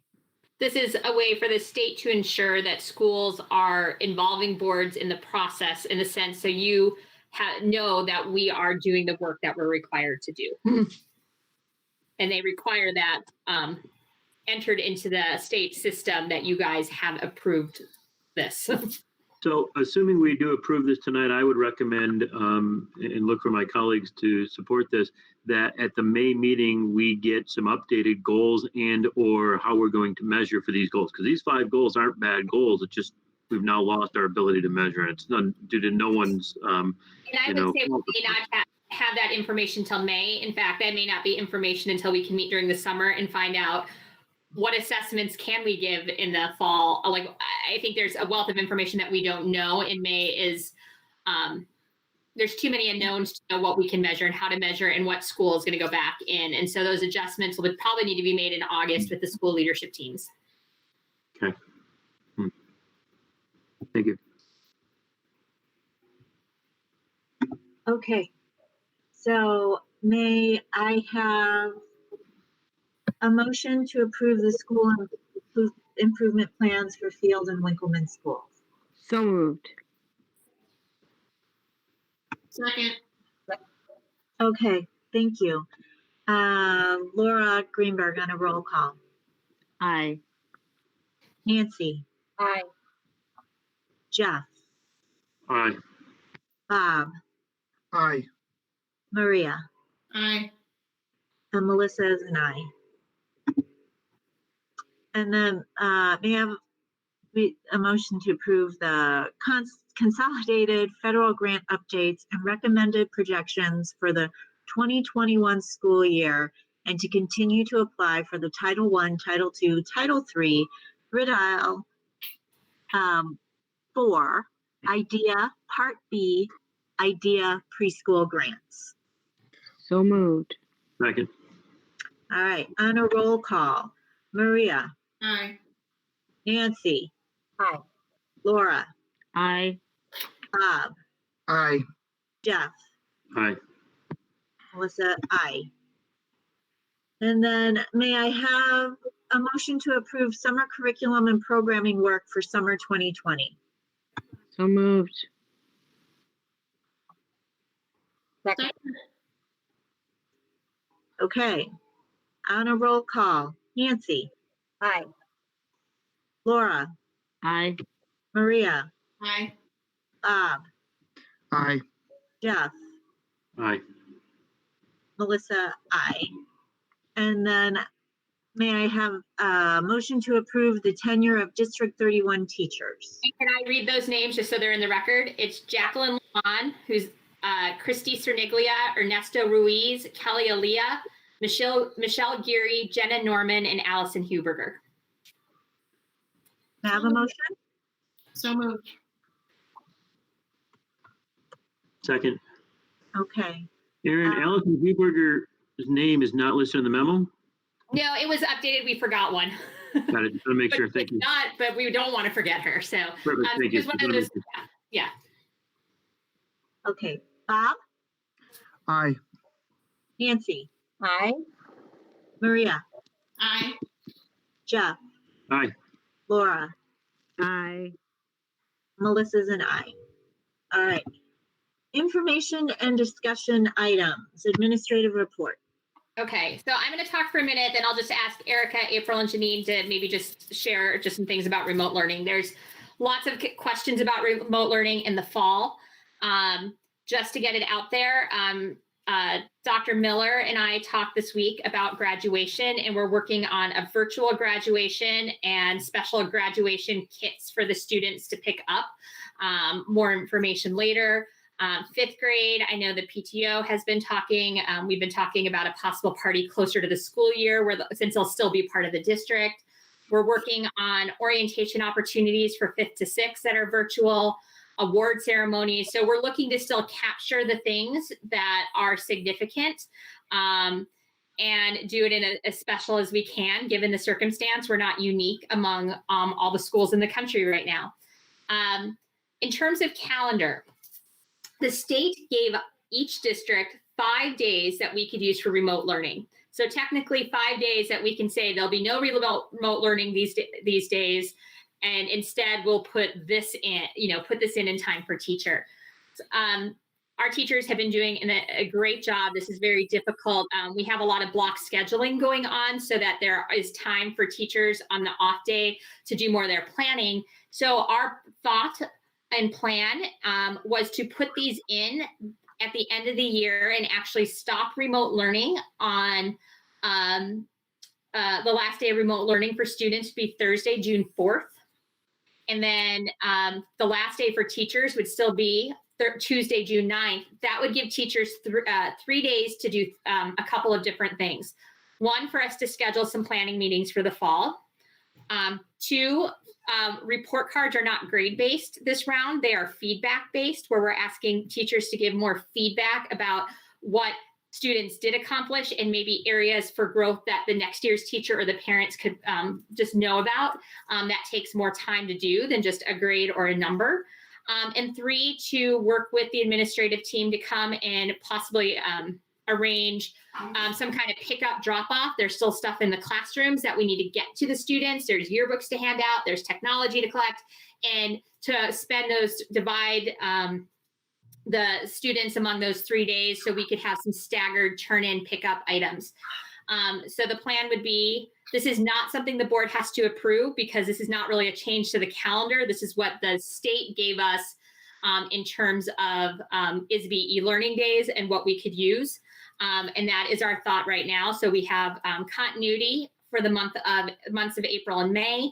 And we will just end a couple of days earlier so we have time to do some of those transitions. And hopefully we might even have some staff in there to help us collect from kids. And we'd be excited about that. Let's see. In May, we will be working, setting up a staggered schedule so that teachers can come back in the building, maybe a couple, 2, 3, 1 or 2 per hallway, to come into the building. So to help pack up student materials. So we'll be ready to distribute them, as well as clean up their rooms for the summer, because they won't be getting in there to teach. Custodians will begin bagging field lockers, both the hall and the gym. And the nurses are currently working on coordinating a medicine pickup for any students who still have medicine in the building. In terms of how things are going, do the principals or Janine want to add anything that they want to highlight? Sure, I'd be happy to talk about Winkleman.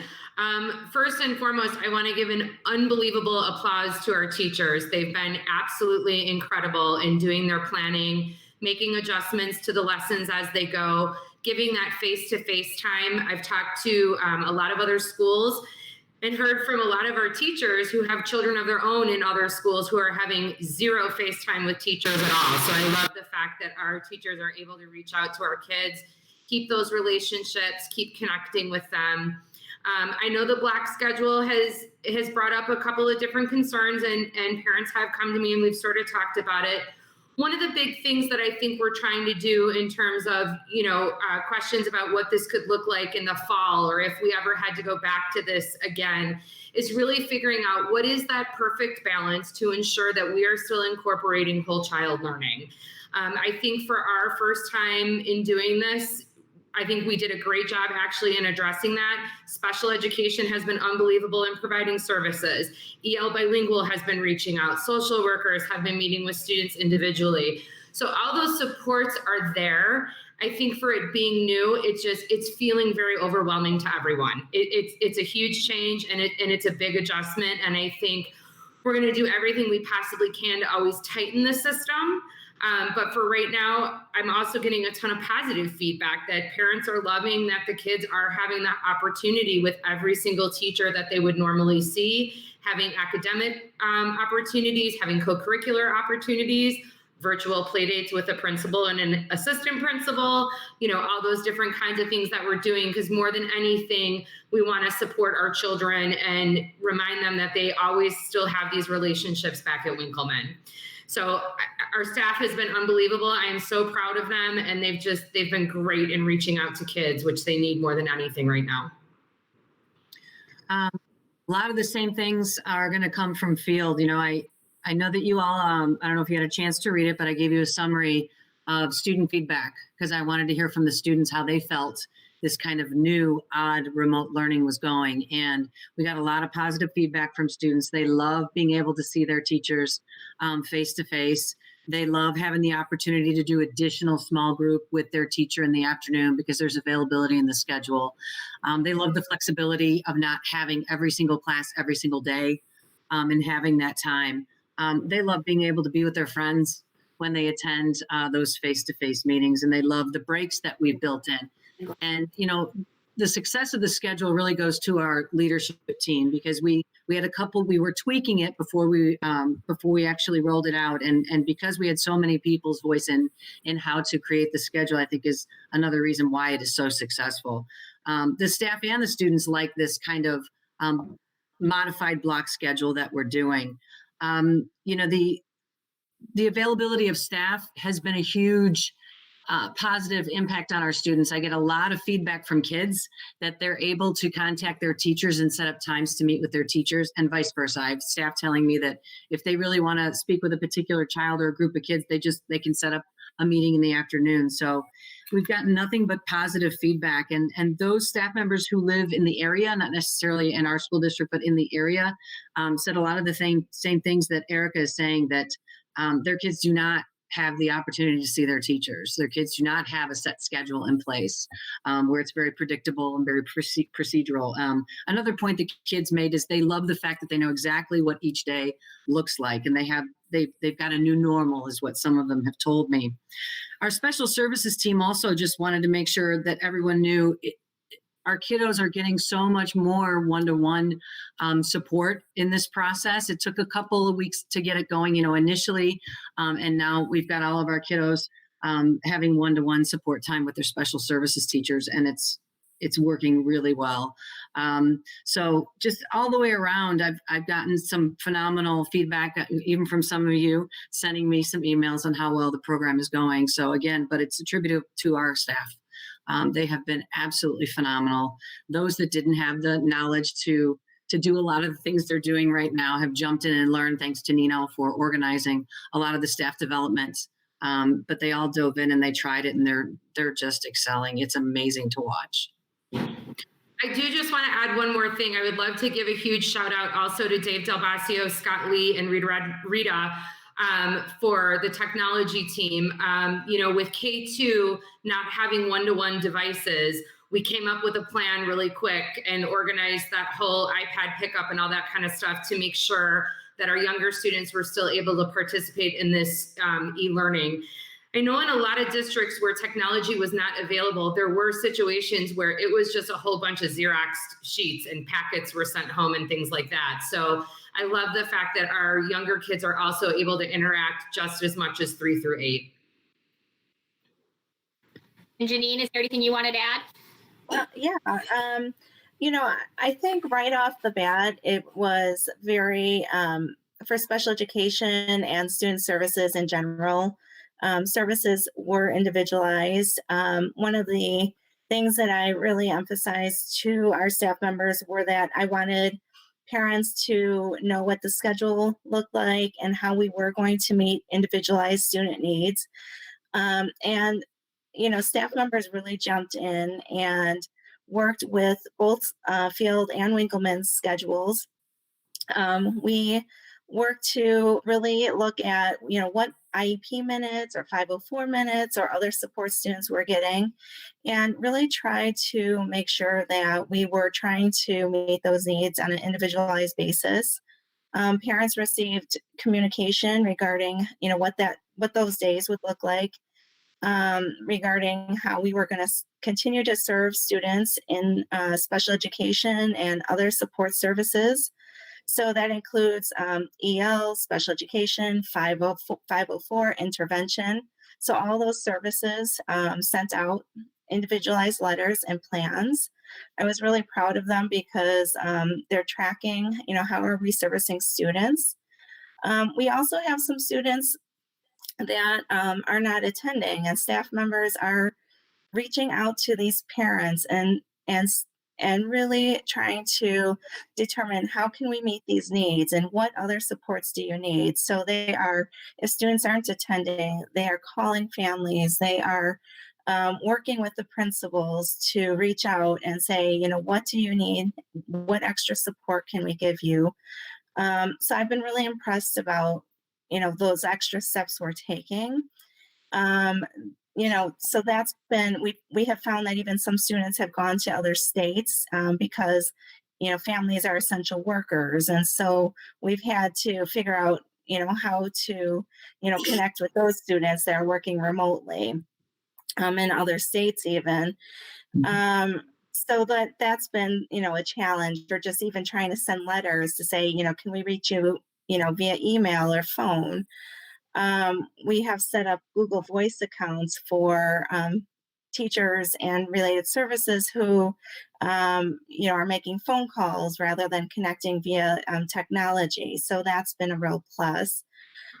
We've also been updating our resources on a regular basis. So we just recently got a resource where families can put in their zip codes and access resources on how to pay bills or other supports. And we've been sending out resources on a regular basis. So I think it's been going really well. And, I think the teachers feel that they're able to support, and I have regular meetings with my staff members as well.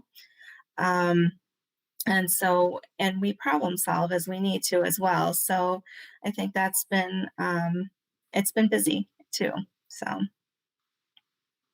I think that given the short timeline we've had to deal with this, I think you all have done a phenomenal job. I mean, change in schools is hard.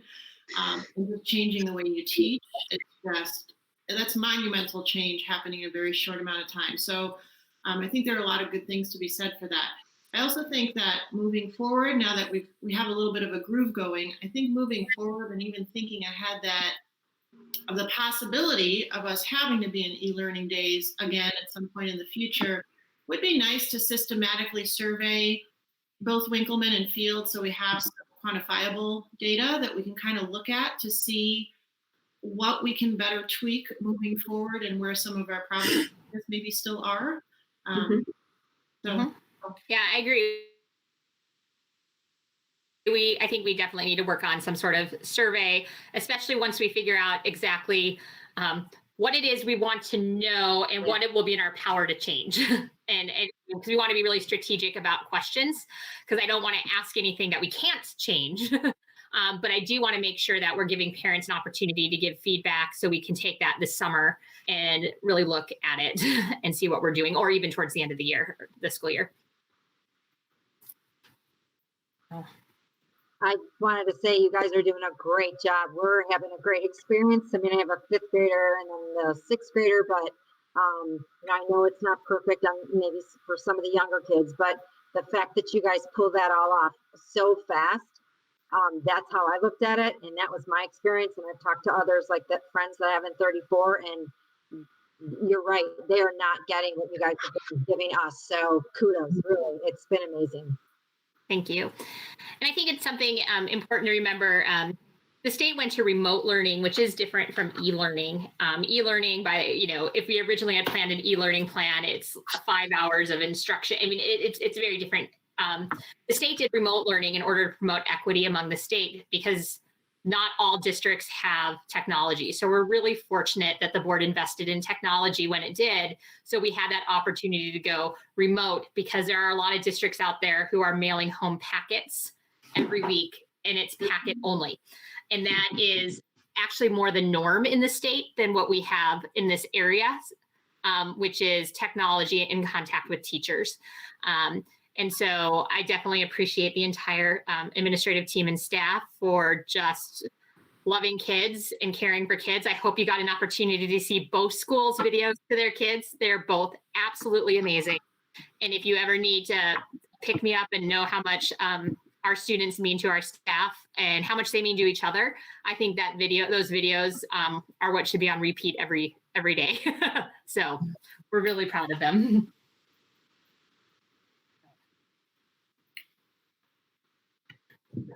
Any questions? Thank you for all you've done, and really appreciate it. Thanks to your teams, and it's great.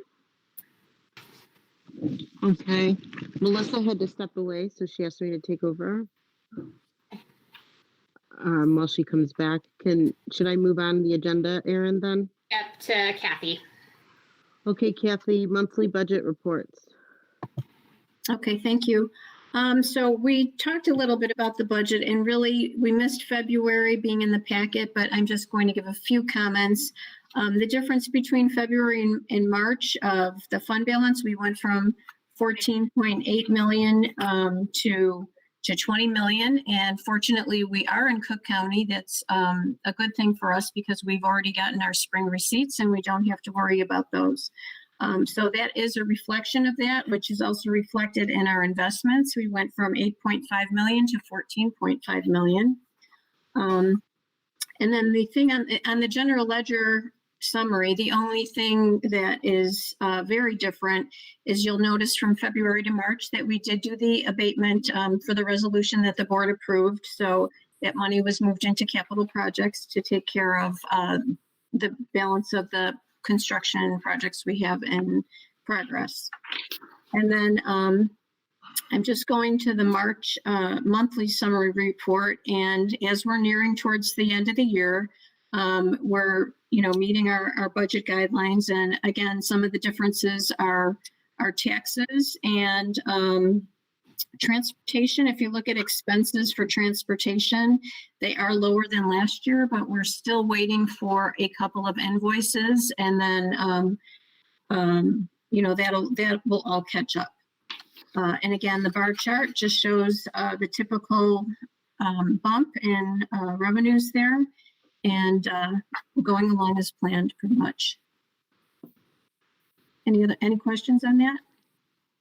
So Kathy, you may have alluded to this earlier in the financial impacts piece and whatnot, in things around tax refunds. But if you look at, well, are we only on February, or we're in both March and February? No, we could look at March. We're no need to look back at that. Do you want to look at February or no? No. I have a question on March. Sure. And I think February's data was similar, but it shows that we're under revenues and over expenses.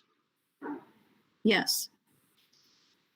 Is And that those what were we planned to be at this point, or is that because of those factors you mentioned about an hour ago?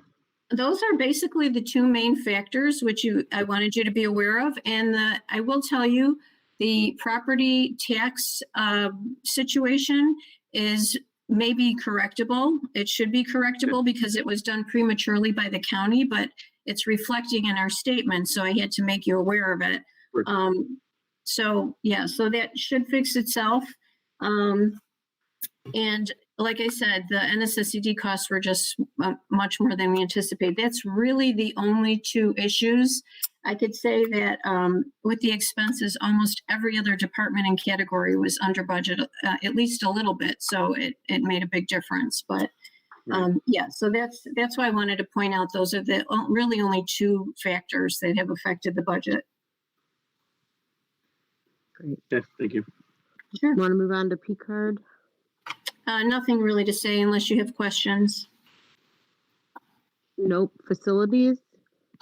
I'll just give a quick update. At Winkleman, the work is going on. On the grounds there. I'm sure some people have seen it. The brick trash enclosure piers, they have been completed, and they've done work on the north lot storm sewer, and electrical parking lot light pole roughen has been completed. And then there's a new storm sewer work in the fields, play fields directly south of the playground, and that has been completed. And they're working on the permeable paver area that has to allow for some absorption of water. So that one section will be a little bit different. We talked about that last year. And then the remaining concrete curb and sidewalk work is occurring as we go. And there's a stone base. That installation will occur over the next couple of days. And then depending on the weather, it's likely that we could have the asphalt binder course work begin, and it should be in place maybe by mid next week. So we're really moving along there. So that's one of the benefits. Pardon me? I said that's a positive, getting all this done earlier before the summer.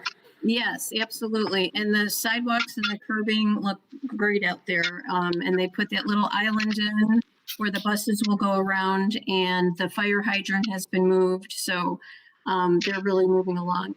As far as field goes, tomorrow they may be dropping off the bulldozer. They are in need of warmer days with less rain or snow, but once they start moving the dirt, that'll take about 4 or 5 days. And then when they do the hydro seed for the grass, that only takes a day or two. So we're not anticipating any issues with being ready for the fall. And I think it actually will be much better because we were able to get a jump on it this year. That's all I have for construction. Great. And Melissa's back. So Melissa, we're on board reports. All right, Nothing. thank you. Thanks for taking welcome. over. Sorry about that. And thanks, Kathy, for the update. Board reports, nothing from the Northfield Township Board President. Daphne is out. Laura, Ed Red? Nope. Nancy, anything from Ed Foundation or parent teacher organization? Not parent teacher, but Erin, do you want to talk about what the meeting was about, since I didn't make that one this week? Yes, so I just need to organize with the Ed Foundation to pick up the check. They're ready to cut the check for $120,000. They had a very successful benefit. It had fewer people, but there were more spending per person. And they did make a profit about I think it was about $12,000. So it was a successful benefit, and the feedback was really, really great. They're looking at doing the benefit again next winter. There's no other events planned for the fall. And our recommendation for a fundraising project was to perhaps start choosing a specialty classroom in each building, like a science lab field in the art room at Winkleman or something, and start purchasing furniture if they want to fundraise to outfit those rooms. I think that was a suggestion that was received pretty well. Great, thank you. Bob, Northbrook Economic Development Committee? There was nothing. I did attend the NSSED in March. We didn't really get a chance to talk about that at all. But just very briefly, for the NSSED in March, I did take a facilities tour that they gave before the meeting. And it is nice to see the different facilities that they have and how they try to serve the needs of young community members all the way up through their early 20s. And what was kind of an interesting thing that I learned is that if you do not formally graduate high school with your class, you are entitled to additional benefits.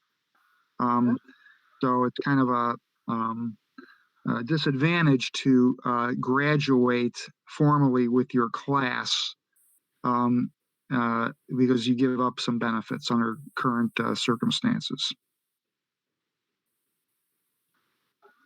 That's all I had. Thank you, Bob. Thanks. And thanks for attending. I appreciate that.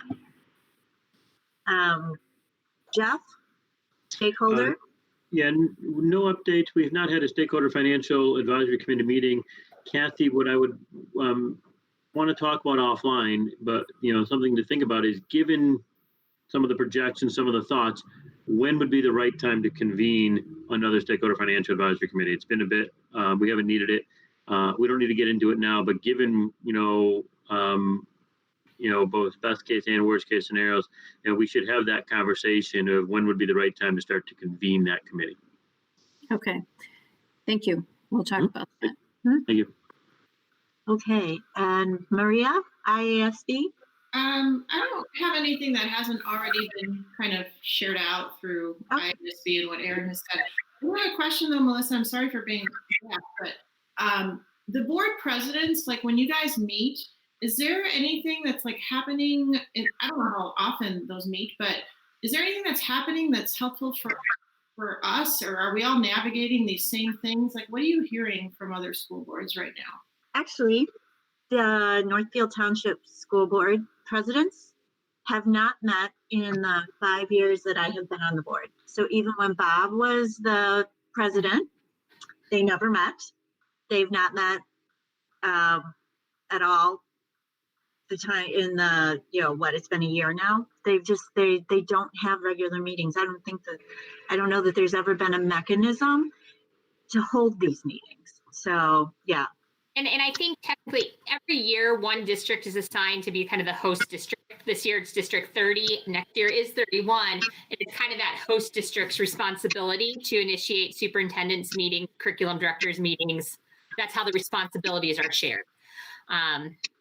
So that could be part of it. Yeah. Okay. I'm sorry for asking. I just figure everybody's dealing with the same stuff right now. I was wondering if there was anything. The superintendents are meeting 1 to 2, sometimes 3 times a week. So there's been a lot of communication. Not only are we meeting as part of the coronavirus task force, we are meeting separately. This week we have met separately twice since the weekend, because we met on the weekend too. So there's been a lot of communication and sharing through the superintendents, and it's actually a wonderful, great support and feedback mechanism. And before we move to student enrollment, I know no one went to the April NSSCD board meeting. Is anyone going to the May one? And the reason I'm asking is they presented their financial model at the last meeting. They're supposed to approve the financial model at the May meeting, although the Northfield Township superintendents have requested that they postpone that vote until June, so that all of us, none of us had scheduled it on our board meeting to talk with our board, and we would like to talk to you guys about that. But we are not ready to talk about it until May. So hopefully that will be postponed, but I am curious if anyone is going to the May NSSCD meeting, which is, I have to look. Do we have it assigned to anybody? I think we had only gone through March, and I didn't realize it until after, because I was in the middle of my move and I didn't even focus on that. That wasn't on my radar. When's the meeting? The meeting is, I'm on the website. May 13th. And I'm assuming they're doing it virtually as well, like Virtually, yep. volunteer. Okay. That would be great. Thank you. Thank you, Jeff. No problem. So then, Student enrollment. Student enrollment. And what's interesting is we haven't lost any students, but we're continuing, not many, but we've enrolled students. So real quick, but before we just jump there, so what about the rest of the NSSCD meetings? How do we want to fill out that calendar? Are we just going to do it every month at this meeting, see who can go to the next one? I'm okay either way. I'm uncomfortable though without a plan or process. My thought is let's just do it because it seems like what is happening is people are forgetting too when their month is. So why don't we just do it? Take a second to do it at each meeting. So, all right. Okay. All right. So student enrollment. Yep, we are still enrolling students. We have a note on our district. We are required to continue to enroll. So if a student wishes to enroll, we have a phone number for them to call. We do as much as we can over the phone, and then they make an appointment, and we have a staff member come in, and then Dave gets the technology and them all enrolled in the e-learning. But we are continuing to get students. Okay. Thanks, Erin. Okay. And then FOIA requests, Katie Kim from NBC Universal on one-to-one devices, and Vince Espinoza for the high school grading scales. Don't know if Yes. So, yeah, we didn't have anything to share with Vince Espinoza, and Katie got her information. Those two were easy. Great. All right. And then discussion items. Discuss the amendment to the student transportation services between Northfield Township, Northbrook, and First Student. Right. And bus refunds is also kind of added in there. This is an interesting discussion, and Kathy, you can chime in a minute too. When we first hit the first 6 to 10 days active God days, we weren't sure. We had kind of all assumed we'd be back at school sometime. And the township agreed, okay, for those 6 or 7 days, we'll pay the service of the bus drivers up through, I think, April 7th. for those initial active God days, just to make sure that when we returned, or if that bus drivers would be there, we didn't want bus drivers to go on unemployment or whatever they were going to do. Once that active God day was extended, first student essentially wanted to come and say, for the month of April, from April 7th to the end of the first extension by the governor to April 30th, we want you to pay 80% of your regular routes. That way we can maintain our salary, our bus drivers. That has been negotiated down to 78%. But now the governor has also extended it now to the end of the year. We know we don't need bus drivers this year, and our contract is ending. So I think the question on the table, and this is a discussion item, it can be approved next month or not approved. What do we want to do with our first student agreement? We would not be in breach of contract if we did not pay anything additional other than our service routes. I mean, I would say through April 7th is really what we're talking about.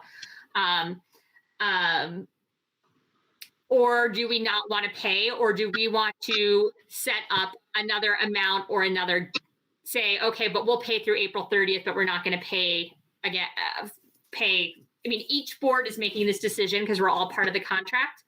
225, 30, and 28 probably have a different decision to make because they are working with first student next year. And they need to maintain that relationship. 27 and 31 are kind of in a different spot because we are working with a new bus company next year. And, you know, if we have these closures next year, we'll be negotiating with them about, are we going to pay them so they can keep their bus drivers on the roster? So that's a brief thumbnail sketch. I also need to have a call from the board. We have parents who paid for bus service, and we've had some requests, which I do not blame them. Do we have your authorization to refund? Okay. Do we have their authorization to give refunds to those families for the days that were missed from the first active God day to the last day of school? So those are kind of the issues on the table. I'm trying to summarize it. Kathy, do you have anything to add? Did I get it right? Yeah, everything was fine. Thank you. Yeah, I would say it's about 30% of the year actually. So that cost is probably around $42,000. And we're updating the schedule to make sure that we have exactly what everyone has paid so far. And, you know, we do have some people on payment plans. So we're really, you know, that might be something where they can't finish paying. So we're just trying to get all the numbers right. And once the board decides on what they want us to do, we'll just process that. It would probably, if we were to process bus sometime in May, refunds. Yeah, now that we know that we're out for the year, we didn't want to visit this before we knew how long we were gone. But now that we know there is no transportation services till the end, we could develop the numbers and do it one time. So you don't need to vote on it. We just need kind of a thumbs up. Are you comfortable with us giving bus refund to families who have paid for bus service? What would the refund be? I mean, are you talking a percentage of the fees based on what we end up paying the bus company? No, it's a percentage of what they paid. Yeah, it's just what they paid. It doesn't have any, like, as Aaron mentioned before, the district subsidizes about 60% of the bus bill anyway. And Right. Of course, those are taxpayer dollars. So I guess the way I would like to look at, yes, I'm in favor of refunding a percentage to all people who haven't used it. Yeah. But at the same time, it should follow the same thing that we do. If we think it's appropriate to pay the bus company or not appropriate to pay the bus company, then that's how the refund should go. So if we say, hey, we're only going to pay the bus company 75% of our 2019-2020 academic school year, then great, we'll refund 25% of fees to all of our riders, right? Because we're making a decision that it's 75%. And I have no idea what the percent should be, by the way. I don't think we should necessarily go start refunding money to riders and putting the burden on the district and the taxpayers for a service that we're not getting. Well, and that's why these are kind of issues together, because one of them is they're two different decisions. I mean, are we good with giving refunds? But then the question is, and this is where we even brought up to the bus company, because one, there was an assumption on the part of the bus company that we get reimbursed by the state for transportation, and we don't. We get reimbursed for special ed transportation, and that's a totally different issue. We're just talking about regular bus issues right now. And we also, we do not have to, our bus, there's a fee for buses. So unlike many districts around the state where there's mandatory bus service where parents don't pay fees, our parents pay fees, and we have said, if we pay back those fees, that makes an impact on what we may be able to pay you. And I mean, and I thought about your point too, Jeff, because since we do pay 60% of, with taxpayer dollars, would the refund be 60% to the district and 40% to the parents? But, I did think about that too, but when it gets down to the actual dollars, that's why we don't make this decision. You guys have to make that decision and tell us what you think is best for the district. May I ask, are there other fees that families pay? I'm just wondering about just bigger picture.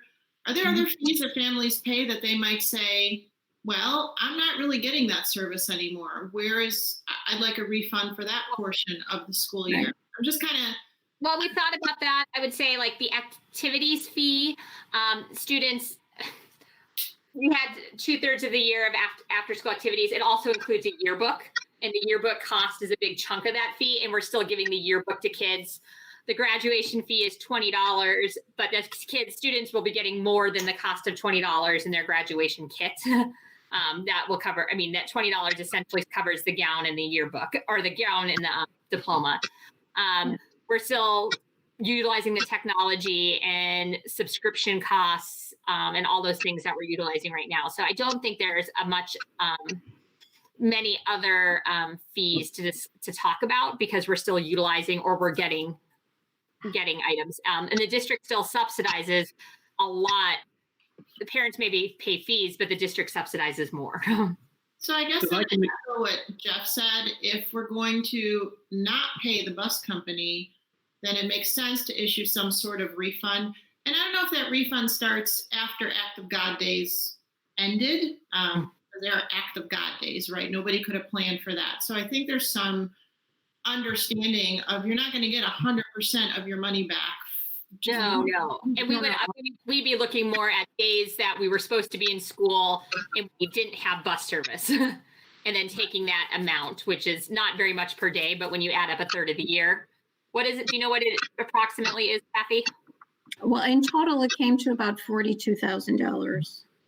So if I can propose, I think we take this into two decisions. And the first decision we start with is, what do we think as a district, both the district and our families, of course, we should be paying for a student? Once we have that, then I think we can fairly easily, I'm hoping, solve the refund part of that. Melissa, you okay with that approach? If the rest of the board is, I'll follow the board. I understand. I can see both sides of this, and I am torn between, I do want to see families get money back for services that they didn't get. But to your point, Maria, we also want to balance this with reasonableness. And there was so much of this was that one word, unprecedented. So, all right. I agree with Melissa. Whatever, Jeff, Maria, you guys have much stronger opinions on the bus than I do. So whatever you guys want, I'll support. I don't have a strong opinion on the bus. My question is, can we, and I think you mentioned this, but can we just stop paying the bus company because we're not getting that service anymore? The way our contract is written, and we've had this, we've been talking about it as a township because we're on a joint contract. We've also had it consulted with attorneys. The way our contract essentially is written is we get a bill every month, and they're not always timely, but a bill for the services rendered, for the amount of routes get done in a given day, any extra routes, any activity routes. And so if there's no routes run, then we're not paying for the cost. And I think this was a different discussion before we knew that we weren't going back to school this year. Because if we thought we were possibly going back to school this year, then we needed the bus company to maintain bus drivers so that bus service could pick up at a moment's notice. It's a little bit different now because essentially our relationship with First Student essentially will end at the end of the school year, but the end of transportation is now. A lot of districts are entering into agreements with their bus companies. I will say that probably 3 of our districts in the township will, because they are maintaining that relationship next year. But they may be also talking and doing some additional negotiation. I think the big question is, do we want to spend that money or not? And it's really, yes, we do, no, we don't, or hey, we'll do 78% through this date, through April 30th, because that's how long we thought we were going to be out of school. But now that it's been extended, we're not going to do the rest. I mean, I think they'd be happy for anything we give them. Yeah. I have a quick question. Did we ever get the gift cards? Yes. We did. Yes, and they were distributed. Not all of them were picked up, but they were distributed. We got them all. Okay. I wanted to make sure that was done. My proposal, Aaron, is, the 78% was there for them to keep staff, to keep things going in the event we return to school. And I think that was a benefit to the district. So I think doing that makes sense through April 17th. And I choose April 17th because that was the date that Governor Pritzker announced that there is no more school for the academic school year. So from April 17th onward, we pay 0%. I would, further propose that Kathy then does a calculation for what that total bill is, and whatever that percent reduction is compared to what we were going to pay, that's the same amount we refund paying bus families, percentage-wise. Okay. Well, okay. Well, I would say I think we feel really comfortable with that April 17th date, if that's what the board wanted to do. I think for bus refunds, we'd like to go through, here are the days we did not have bus service. Yeah. And here's how much you would get, like when we break it out, kind of like we broke out the gift cards earlier in the year, and it was for a week's worth, it was going to be $20. I mean, so for this amount so you got bus service through this date, then after this date, you did not. And I think if we're not paying for the rest of April and May and June, paying back those fees will not cause a financial hardship, right, Kathy? I mean, well, right. But I do want to say, just because they came up with that 75%, that does not mean we have to follow that at all. And when I informed them that we do not get reimbursed from the state for regular transportation, they were very, as Aaron said, they were very surprised and didn't contact me much more because they knew we were all talking about it. But I think at this point, I think it's pretty negotiable because really we don't have to pay anything. And, you don't want to burn any bridges either. You don't know what's down the road. Right. But, so whatever you are comfortable, whatever the board is comfortable with. But I agree with Aaron, just like if someone leaves the district or doesn't want to use transportation anymore, we've broken it into like trimesters. And if they give us notice by a certain date, they get these many days back. So it's all based on daily usage. So I think those days that they didn't get it makes the most sense about how much to give them back. And essentially prorate it. That's fine with me. The only thing that has crossed my mind is we're using a new bus company next year, and for students, then the only one in town, it's like the only option. We got lucky next year. My thought was burning bridges, but I think as long as we're fair. So let me throw this question out. So it sounds like, yes, we can give bus refunds, like a prorated bus refund.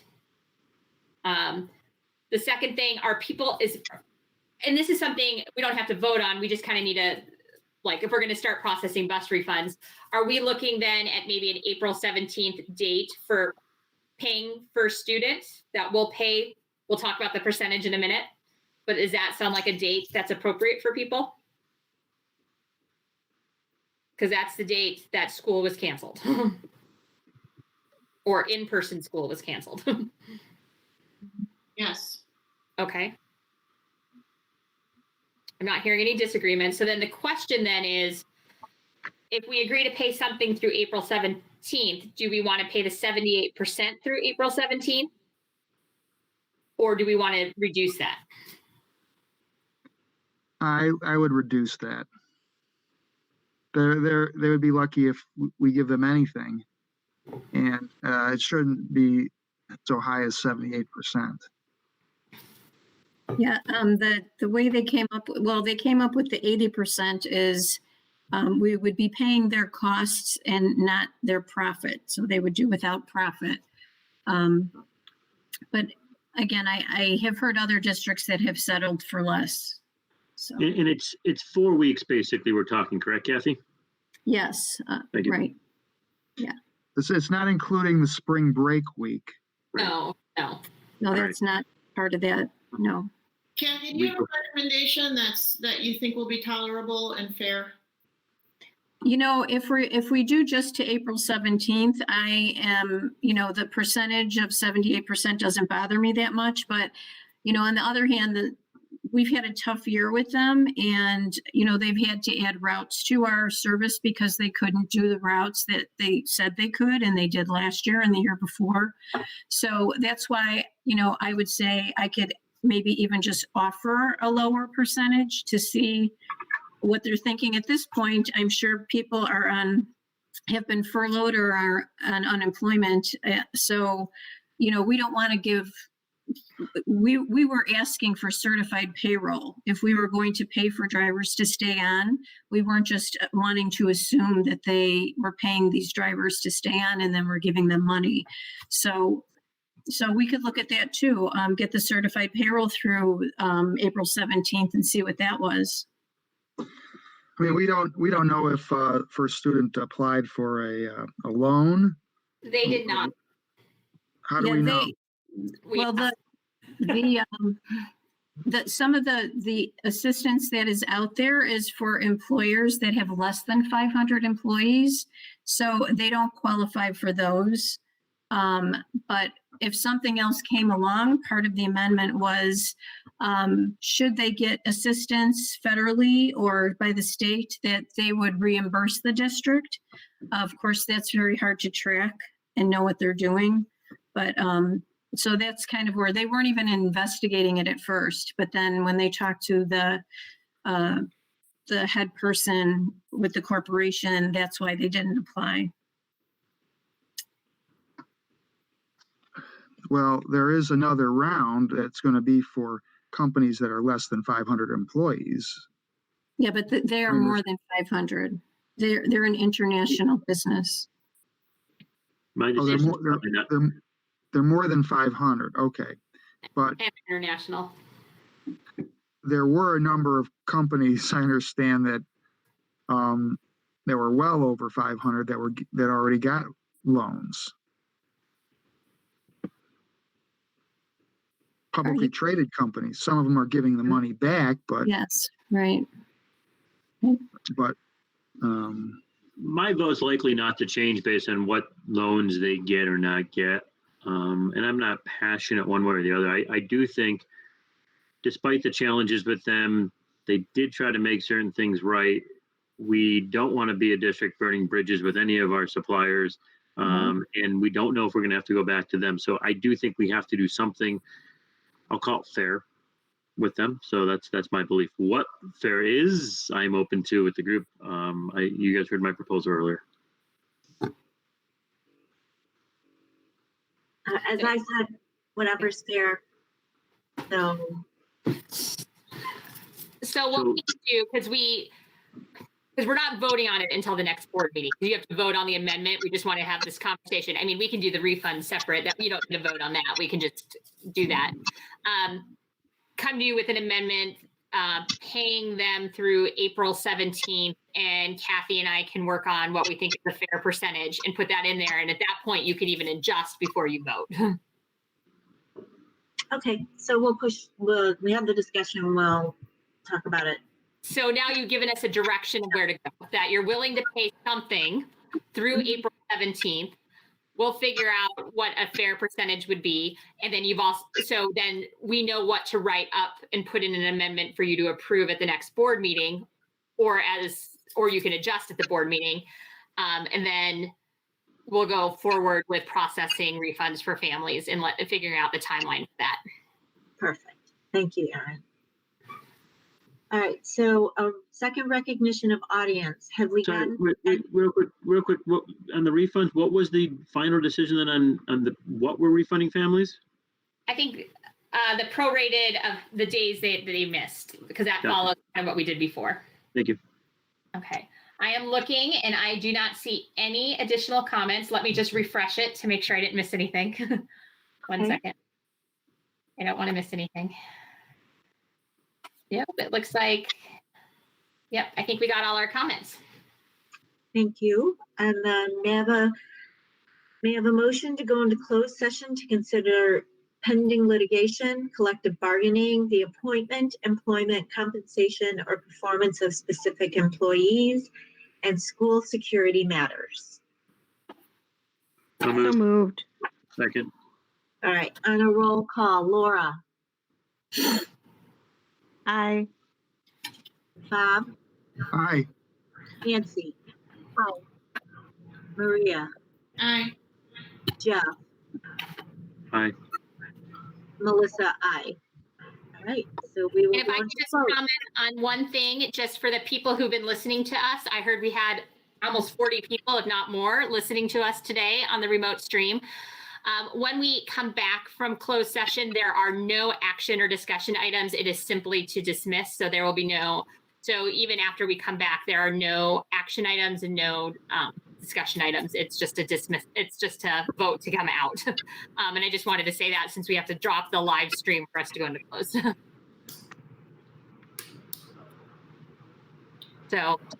So thank you all for listening.